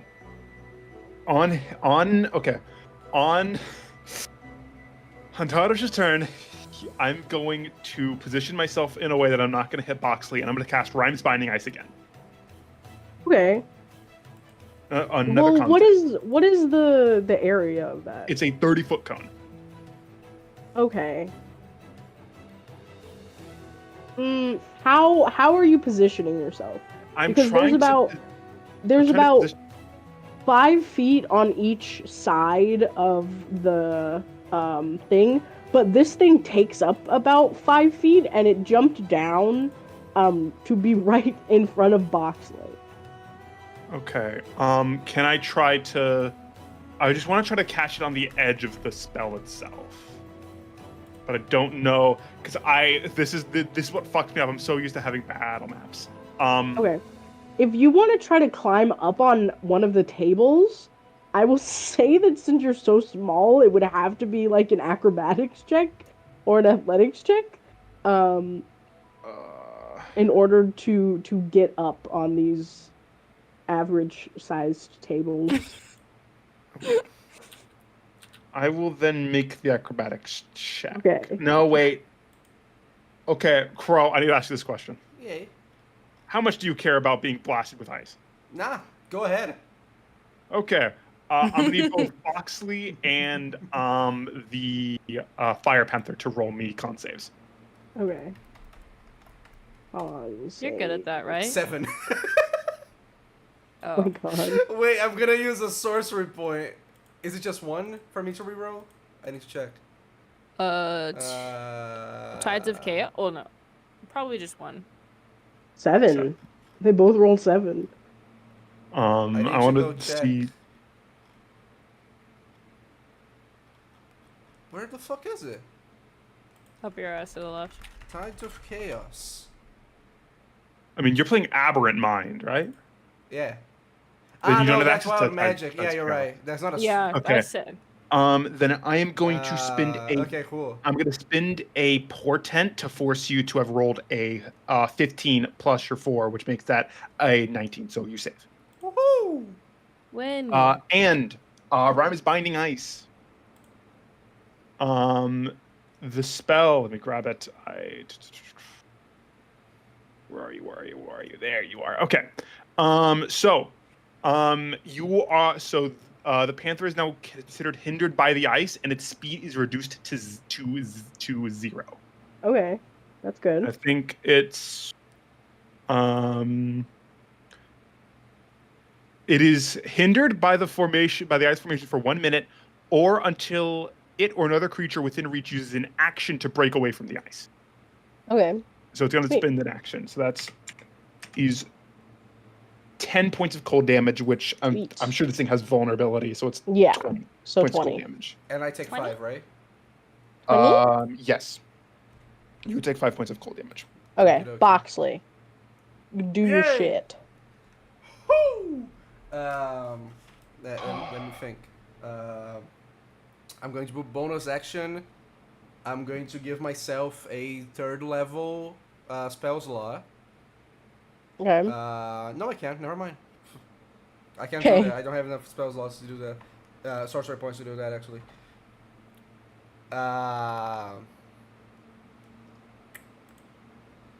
Oh, fuck. Okay. I have a plan. I'm going to cast a Hunger of Hadar beneath the thing. Okay. It's right in front of me, right? Yeah. I want to cast it so like it's right at the edge of where it starts, and Okay. the ground like it just opens up into like this horrible maw that just kind of darkens everything up. I Okay. need. Let me check what it is. What's the save? I want to say it's a Uh, dex save. It may be. Any creature that starts its turn on the area takes 2d6 cold damage. Okay. There's no save. It's just if it starts its turn on the area, it takes 2d6 cold damage, and if it ends the turn there, it takes plus 2d6 acid damage. It doesn't have a save? It doesn't have a save because it's on one point on the ground. It doesn't take damage. Yeah, it only takes damage on its turn. But it's there. Also, it's blind. Oh, sweet. So So, counter spell. This shit is disadvantage. useless. Okay.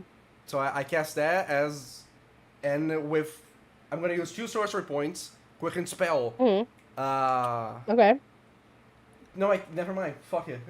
Yeah, I was gonna say, Dragon's Breath is not a spell. It is a thing that I have now, so I can't use it as a Yeah. quicken spell. So I So are you gonna move away from the panther? No, I'm gonna stay here because I don't want it to move away from the void thing. Okay. Don't worry, Boxer can take it. He's strong, probably. He can. Mhm. He's really tanky. He's really tanky, guys. Trust me, he's really Yeah, tanky. yeah, Oh, okay. The music stopped. Oh, Okay. Okay. It's Panther's turn. Panther's turn. So, blindness was going to make all of its attacks at disadvantage against Boxley. It has a movement speed of 0 because of the ice. Yeah. But it is also within range of Yeah, Boxley. it is. Yeah. Yeah, it is. What is this? +7 to hit. So that's a 10. Okay, 10 and 20. The 20 for hits. that.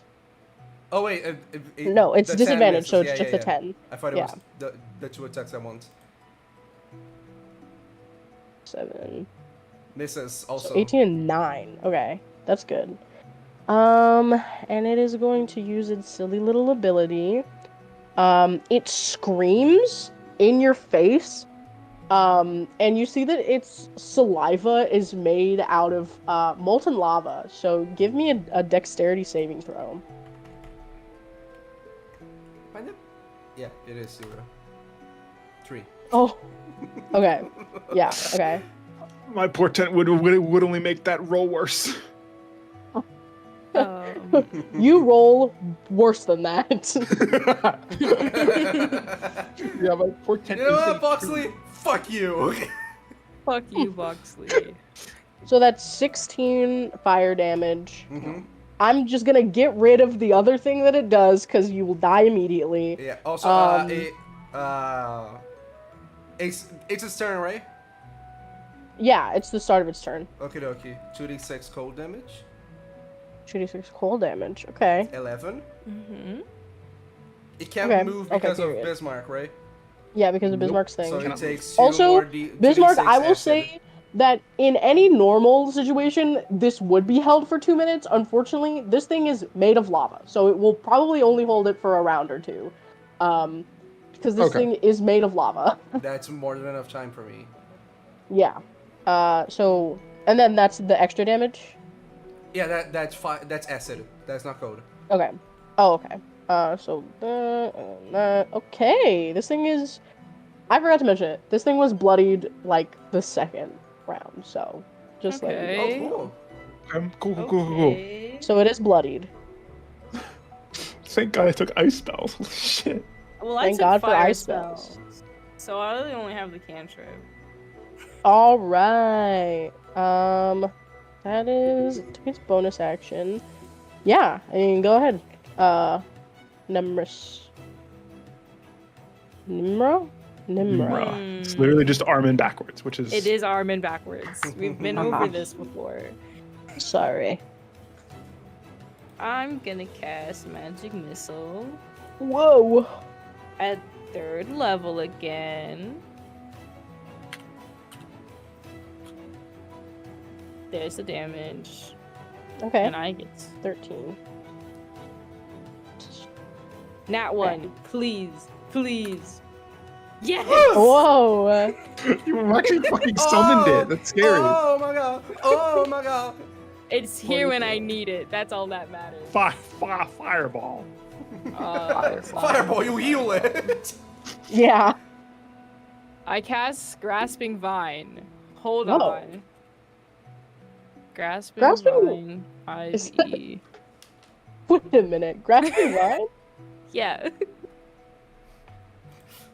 What does that do? I mean, You conjure it a vine- grasps, I imagine. Yeah, it's 30 feet. A creature must succeed on a dex save or be pulled 20 feet directly towards the vine. I'm not gonna move the thing. Who- It's kind of a dex save or it is pulled. I don't want to move the thing. Well, it's Do just you an control- unoccupied space. Yeah, do you control what? Because you could. So any you could space pull it where you closer or to your the void vortex that I made. Okay, no, I'll that do would be an occupied space. It would have to be like If- either right outside of your thing or anywhere else in the room within 30 feet of you, I think. So it's like So it's who'd either rather be pulled? The dragon or the box? pulling one of your friends. Would that create? Would that do? First of all, would that do damage to me? Second of all, would that create an No. opportunity attack for the thing? That Yeah, would not, because so that is it- that is not purposeful move. Please pull me away from this thing. I have 3 points of HP. Can you please make a deck save? Oh sure. What the fuck? The one time that I don't need it to be good. Okay, so I hate you, I- Boxley. I hate you. I could use my bend luck and hopefully I roll a 4. So it'll be a 13. Or hey Bismarck. Yeah. You got that potent? You got the I have a can you- reason for this portent to stay. I am sorry. Okay. I'll 1d4 this. So you're taking an opportunity attack. It's still a disadvantage. Huh? Oh! You failed. Yay! Oh, wonderful. He's ripped But I- away. Yeah. I do have to roll them on my table. Awesome. 13 again. 13. Whole person, isn't it? No. No, Ill no, no. omen falls upon you when making an ability check or attack roll or saving throw. Oh, The DM may force you to roll with disadvantage once. Who has an Yay. opportunity attack? Huh?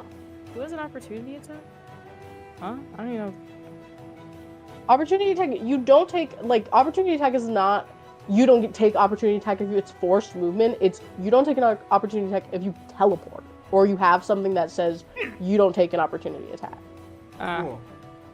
interesting. Did it get So a you- nat 1 because you- of disadvantage? Yeah, it took an opportunity attack. It just missed like a bitch. Hunger of Heather is the best spell in the Hunger of game! After Grease. Right after Grease. Yes. Okay. Grease lightning. Is it my turn now? Yeah. Okay, I'm gonna need this thing to make a deck save. I'm casting lightning bolt. Right. Is that 7? I want to say it's 8 or 7. Magical I want to say lightning. 7. 23. Portent, that's a 2. Sweet. So that takes full damage. 29 points of lightning damage. Wonderful. Okay. 29. All right. How healthy is it, or how unhealthy is it? It's below bloodied. Okay. I'm going to run away. Okay. All right. You go, girl. Yeah, I just full on book it to another direction, just trying to get as much things between me and this creature as possible. Sweet. Is that Boxley's turn? Is it? Yes. Yeah. Oh, cool. Boxley will. But I'm going to cast a level 1 Ice Knife. Whoa. Wow. Oh my god. What? It's Getting it's crazy an up attack, in here. right? Oops. What is my modifier for attack, actually? It should be your charisma plus your proficiency. So that's +6. Yay. Take that, 18. 18. Whoa. It takes 1d10. That hits, right? Yeah. 1d10 piercing damage. 3. Woo! And it also takes. Wow. It needs to make a dexterity save. Okay. Dexterity save? Yes. Okay. Isn't it stuck in the ice? Can it move? That fails. You take also 4 points of cold damage. Oh, okay. Ooh, quicken Okay. spell. I want to cast sleep. Okay. I don't know if your sleep is enough. It's going to but be. It's going to be. I'm going to roll it well. All right, you go ahead. Okay, Go ahead and go roll on, that brother. shit. And Please, roll the very well. battle is done. 31. Definitely not enough. But you Fuck. know what? Yeah. Good try. Yeah, it was above average. Yeah, it wasn't above average. That's a good sleep roll. Yeah. Just not for I this took. specific I enemy. took the gamble. I took the gamble. We love gambling. Right. Wonderful, wonderful, wonderful. All right, Panther's turn. guys. Is it still frozen by the ice? I'll say no. It is. It is literally made of raw, like molten magma. It was stuck for one turn. Now it's really pissed off and it's gonna move. It still It takes is going- 2d6 cold damage. Yeah, it takes. Oops. At the beginning. You fool. No, not 2d6 bracket. It takes Okay. 4 more 7 points so of cold 8. damage. 8 cold damage. Do. Also, Hunger This of is- Hadar counts as difficult terrain, so I don't know how that It would has plenty of movement. Mhm. It's gonna run out first out of the range of Hunger of Hadar. And let's see. There's 2 people it's particularly pissed off by. Okay. Boxley, go ahead and make me a dex save. I'm dead, guys. Dexterity. Yeah. 11. Okay, it's not. Oh, but you're immune to being knocked prone, so it's fine. Yes. So that's 1d20 plus. What is it? 1d20 plus 7, so 14 to hit, 14 hits. and then another. That's 25 to 25 hit. hits. And it won't do its bonus action against you, so it'll just take 2 attacks. So that is. Okay. I mean, if the first one downs him, then the second one is 2 failed death saves. Nah, don't worry about it. So there's 8 Mhm. damage. I'm down. Okay. Well, Well, Eight sorry, damage. sorry, Boxley. Sorry, Boxley. there's your thing, Mhm. and you know. So that's what? That's 2 failed death saves. Finish me off! Yeah. Finish me off! Do it! Do it. Um, you cannot make this save, for this bonus action. So it is going to. You see, it screams at it. It like takes a bite out of Boxley and just Boxley is not a box. It is. They are a mimic pretending to be a box, and mimics are made up of squishy flesh. So just rips like an entire fourth out of Boxley and spits it out, and then claws at him, and then it screams in Boxley's face, and magma just drips down, melting, and you can hear like the cooking and sizzling of Boxley's flesh. What are Boxley's last words? Guys, I think it's almost. Okay, wonderful. You guys watch Boxley kind of get like it's almost smells like I don't know if you've ever had like octopus, like cooked octopus. It smells like burnt octopus. As Boxley's flesh gets cooked and Boxley tragically dies. And it looks over at you, Sorry. Taros. Tears. This Here's is the my first time Latina a character of eyes. mine dies in a campaign. And it was Boxley. The moment it looks at Tarosh is sweating bullets. Okay, let me go over to the So initiative. that's Nimra's turn. Oh.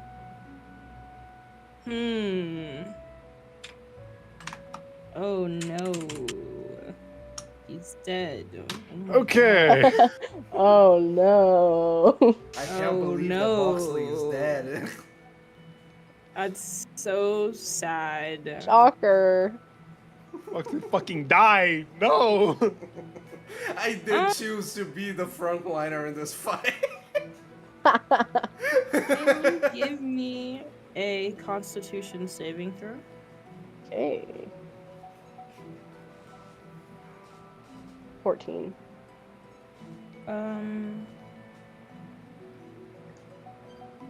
Fuck you. Each shouldn't Okay. die. Okay. You saved. Okay. Bonus action, the cape billows. I don't have an Oh. actual bonus action. Awesome. Awesome. Tausch. I think that's your Okay. turn. I can either take the risk of an attack roll or force a dex save. I will say you're not in range of this thing. You are just. It is looking at you now, It's looking at you menacingly. quite evilly. Tadosh is going to get to the point where he can throw something out at him. Mm-hmm. Fuck it. I'm gonna roll. 15? 15 does not hit. Its AC is 16. Ah, no! It's really sad. I need to check something. I need to check whatever I have.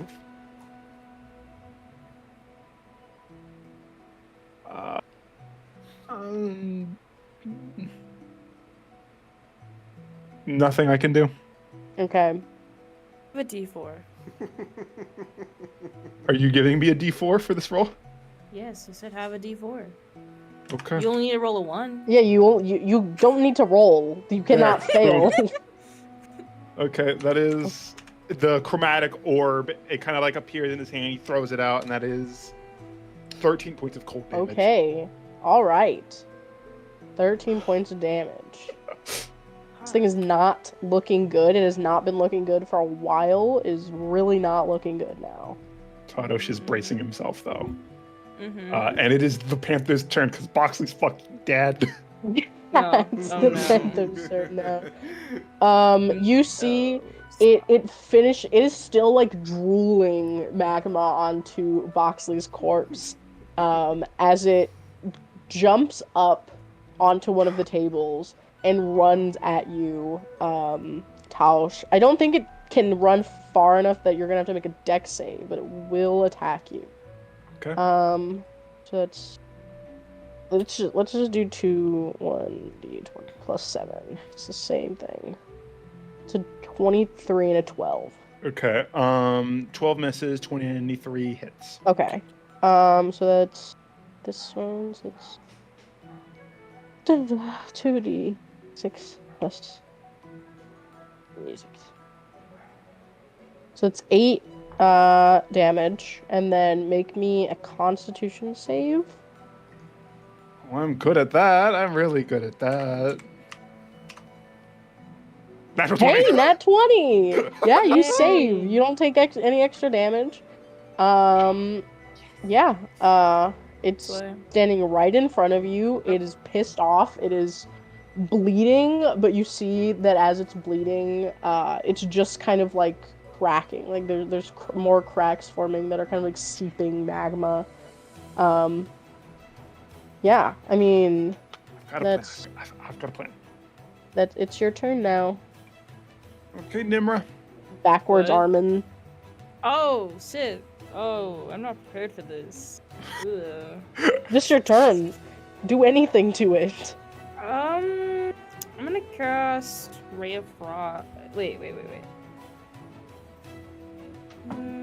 Do I cast Ray of Frost or Chill Touch? Oh, it's the same damage, actually. I'm gonna cast Ray of Frost. Okay.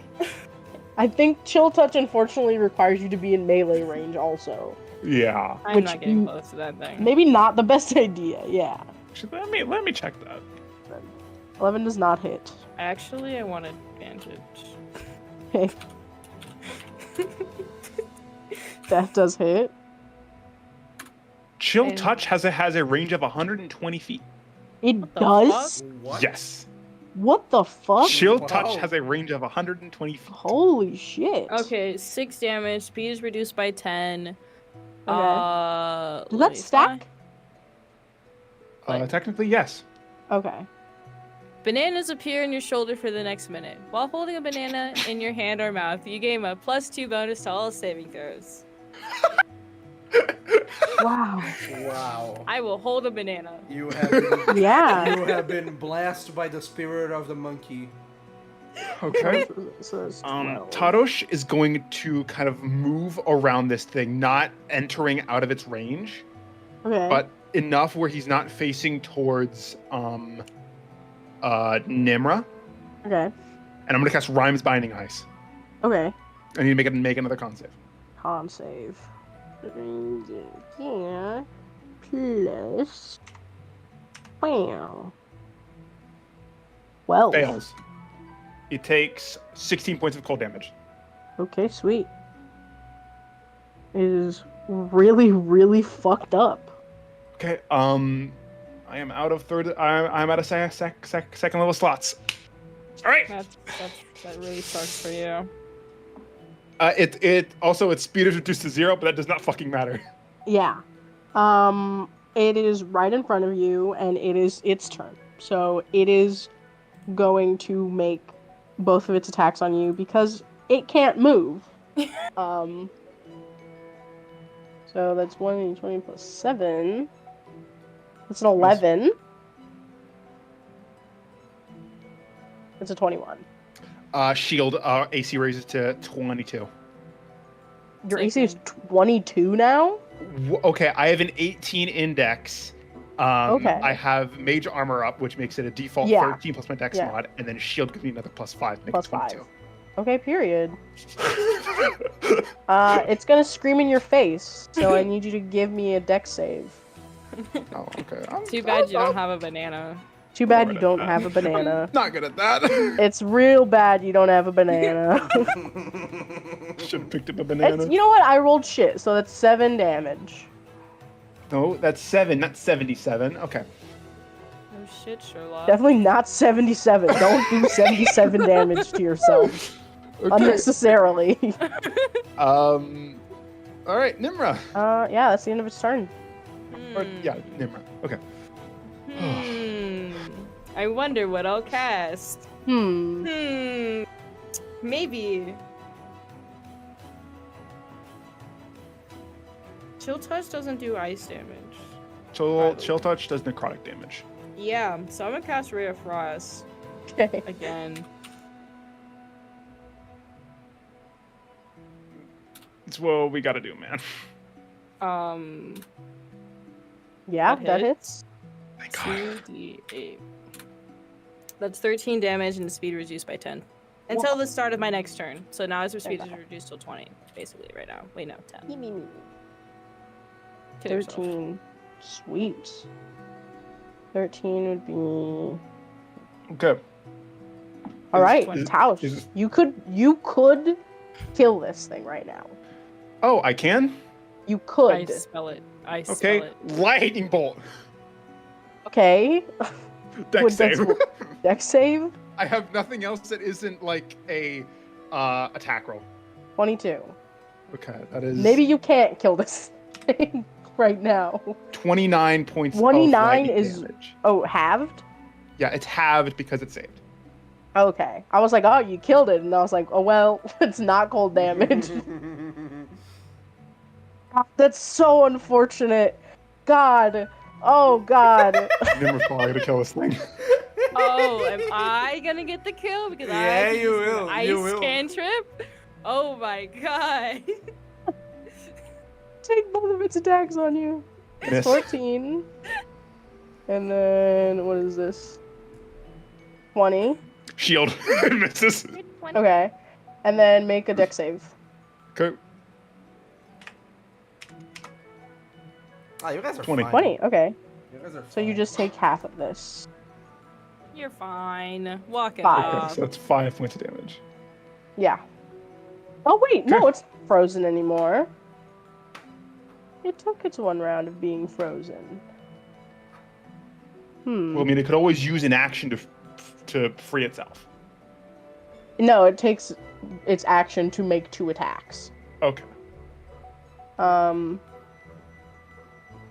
But since it has its movement, I won't do that. I won't do that. I'll just end it. Nimra, what is the minimum amount of damage you can do with that spell? Ray of Frost. If I roll all ones, Uh-huh.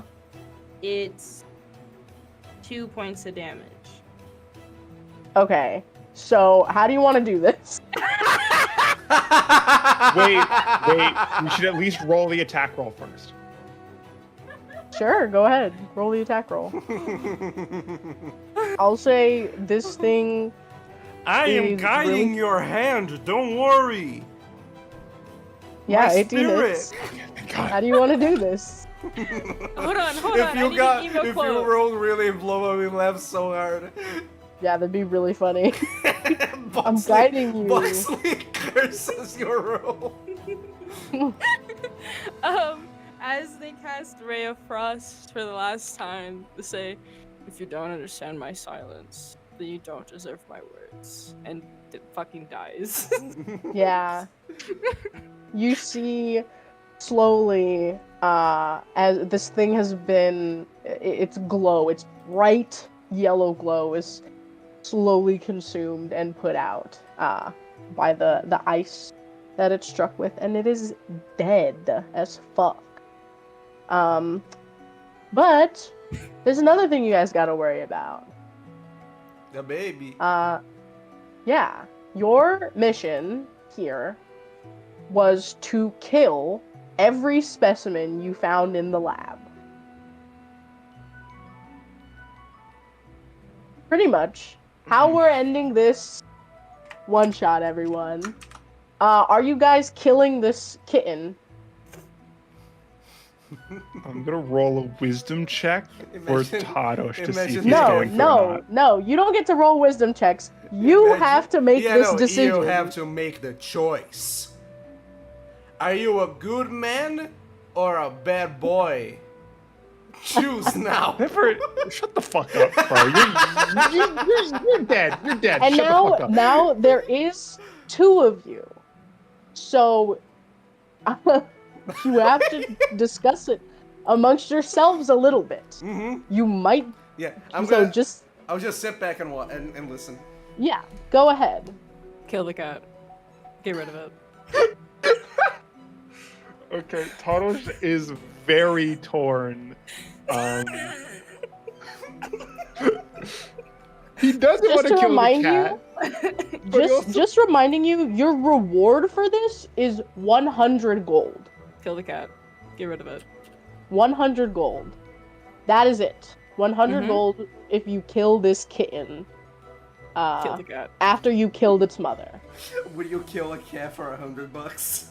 Yes. Obviously. Tadosh Nimmer would. is going to walk over towards the cage. Go ahead.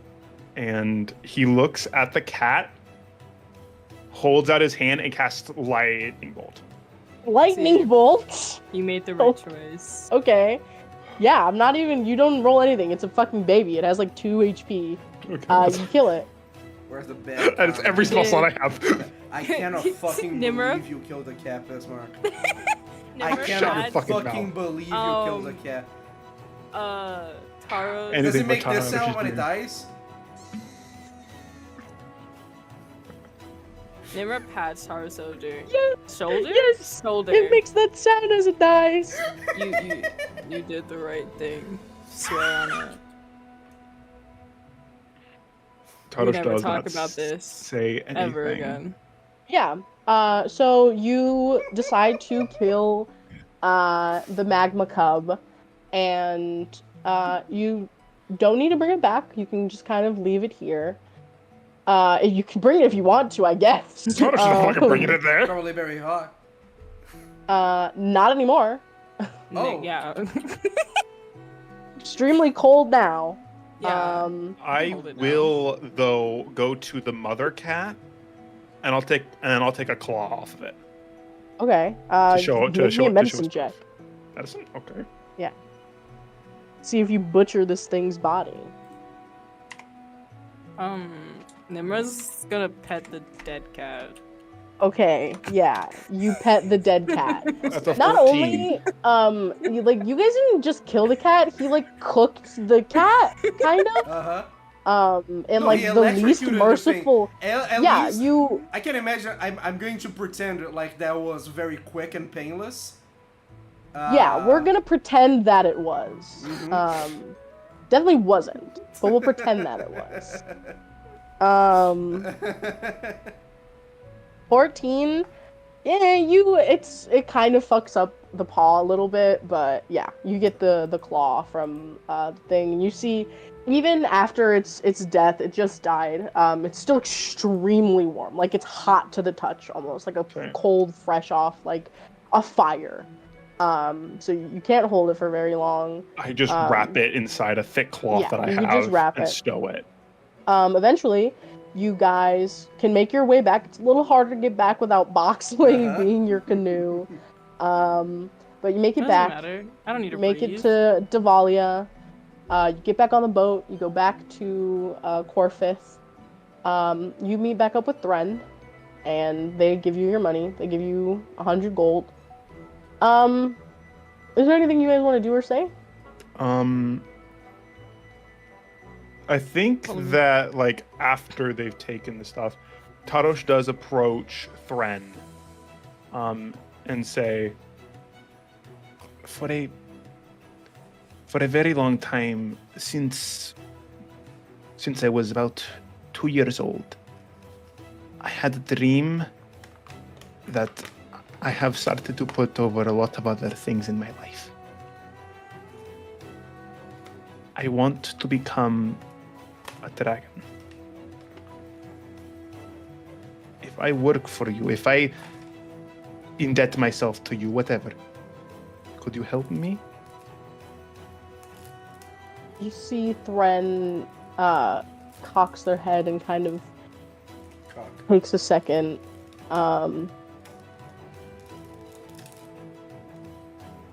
You have done one thing to prove yourself. Maybe do a little bit more. This is not a circle that just anyone can get into. You understand. Good job. Hopefully your payment is enough. Perhaps if I have any more jobs, I will send you a message directly and let you know. Tarosh nods, gives one final thanks, and then he leaves. So you guys, you leave, and Momo takes you back to the city in the carriage. No inside light for 45 minutes. You walk out of the carriage.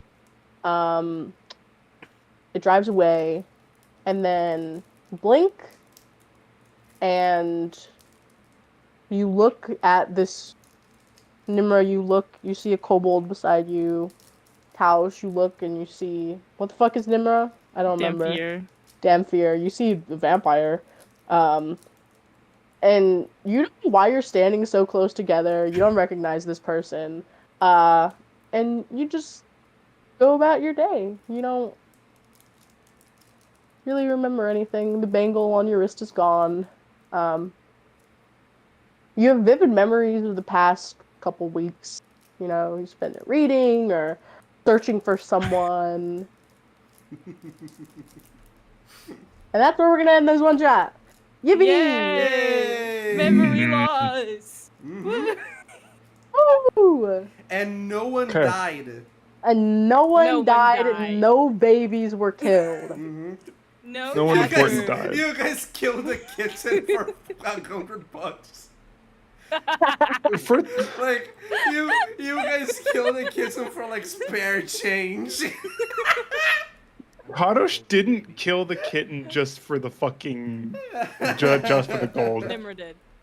Nimra absolutely, but Tarosh not so much. I was gonna bite it, vampire, but then you like shocked the fuck out of it. So Yeah. I thought it was gonna be, like dagger to the chest or something. No. No. Just cooked that Dude, kitten. I can't fucking believe that Boxley died and turned into sludge. Yeah, shout out Boxley. Would Boxley have killed the kitten? No. It's really funny. God. It's really funny. R.I.P. Boxley. Goodbye, Boxley. I hate you. I hate you, Boxley. I hate him. Oh my God. Again, Yeah, the first time Crow showed me a picture of Boxley, I was like, he kind of reminds me like exactly of the animated McDonald's Happy Meals. I think it's just so funny that he immediately very rarely do I play a one shot where a character dies in it. That's like a Most first. people make competent party Yeah, no. Yeah. Here's the thing. How much HP do you guys have? 48. 48 for Nimra. How much for Taros? Tarosh had 38. Okay. Boxley had 27 plus 8 from the magical item. I'm the one with the least HP, and I chose to be on the front line. You see, Nimrod couldn't get damaged the entire fight because you guys had that thing stuck for the entire fight, and I never Yeah. got closer. That's pretty much the only reason you guys lived, is that it had disadvantage on all of its Yeah, no, I attacks. carried the fight. Boxley carried the Yeah, fight. pretty Boxley much. did carry. He also did have to die to do that. But Exactly. Yeah. Yeah. Now he is in box heaven. Yeah, if only Boxley were there, maybe the kitten would have lived. I mean, I don't know. Would the others fight if Boxley didn't want to kill it? I think if there was anyone opposing it, Tadosh would have craved, or Okay. would have caved. Would have caved, yeah. Yeah, I mean, depending on how quickly I can grab the cat between the people who are multiple feet shorter than me. I think that Boxley would have he would say no, don't kill the cat. We can keep it. But if Nero killed the cat anyways, he wouldn't be too bummed out about it. He was like, ah, I was just gonna bite it because like it's a baby, it has like 2 HP. So like 1 bite and Yum. it's dead. Okay, you would have taken damage if you bit it. This is a thing that's Fire like blood cat. is made of lava. If you tried to bite it or drink it, it would have been you probably would have died from just that. I don't know. It would have died and you would have died. God, That's okay. That's That's so- okay. It's really funny. This was ridiculous. Yeah, The this was really The stupid. stream looks ridiculous.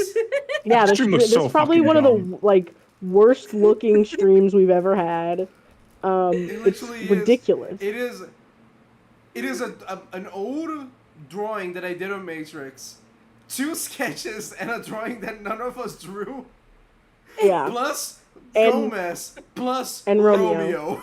Romeo, where art thou, Romeo?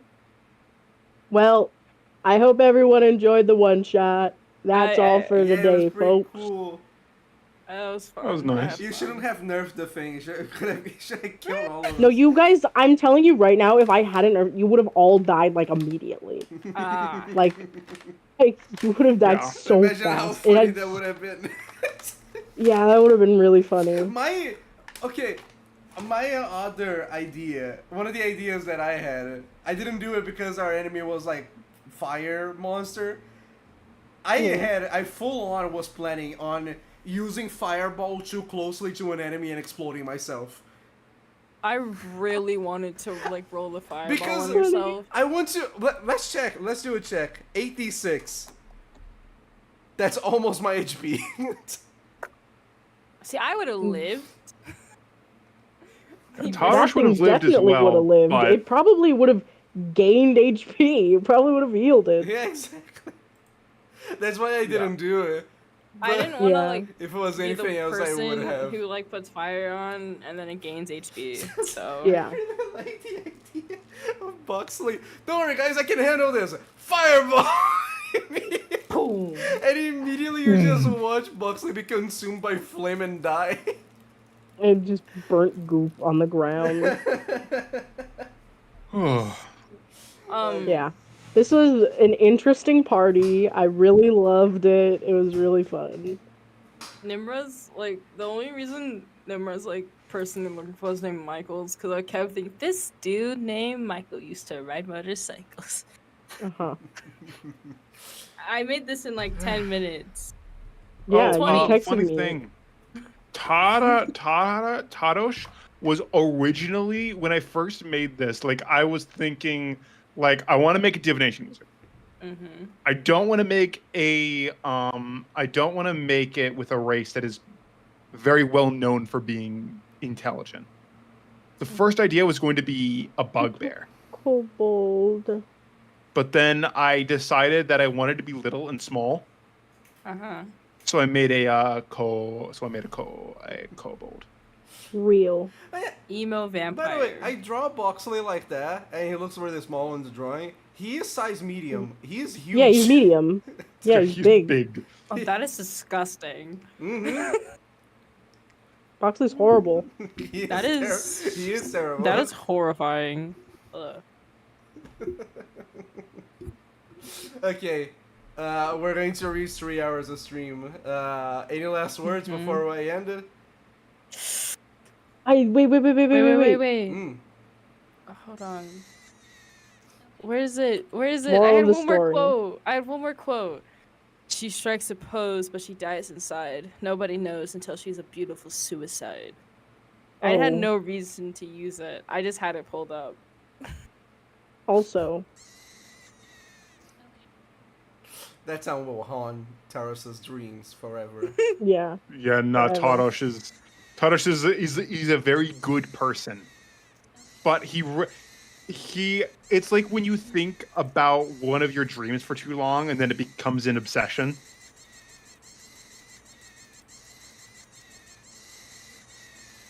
This is Taros right now.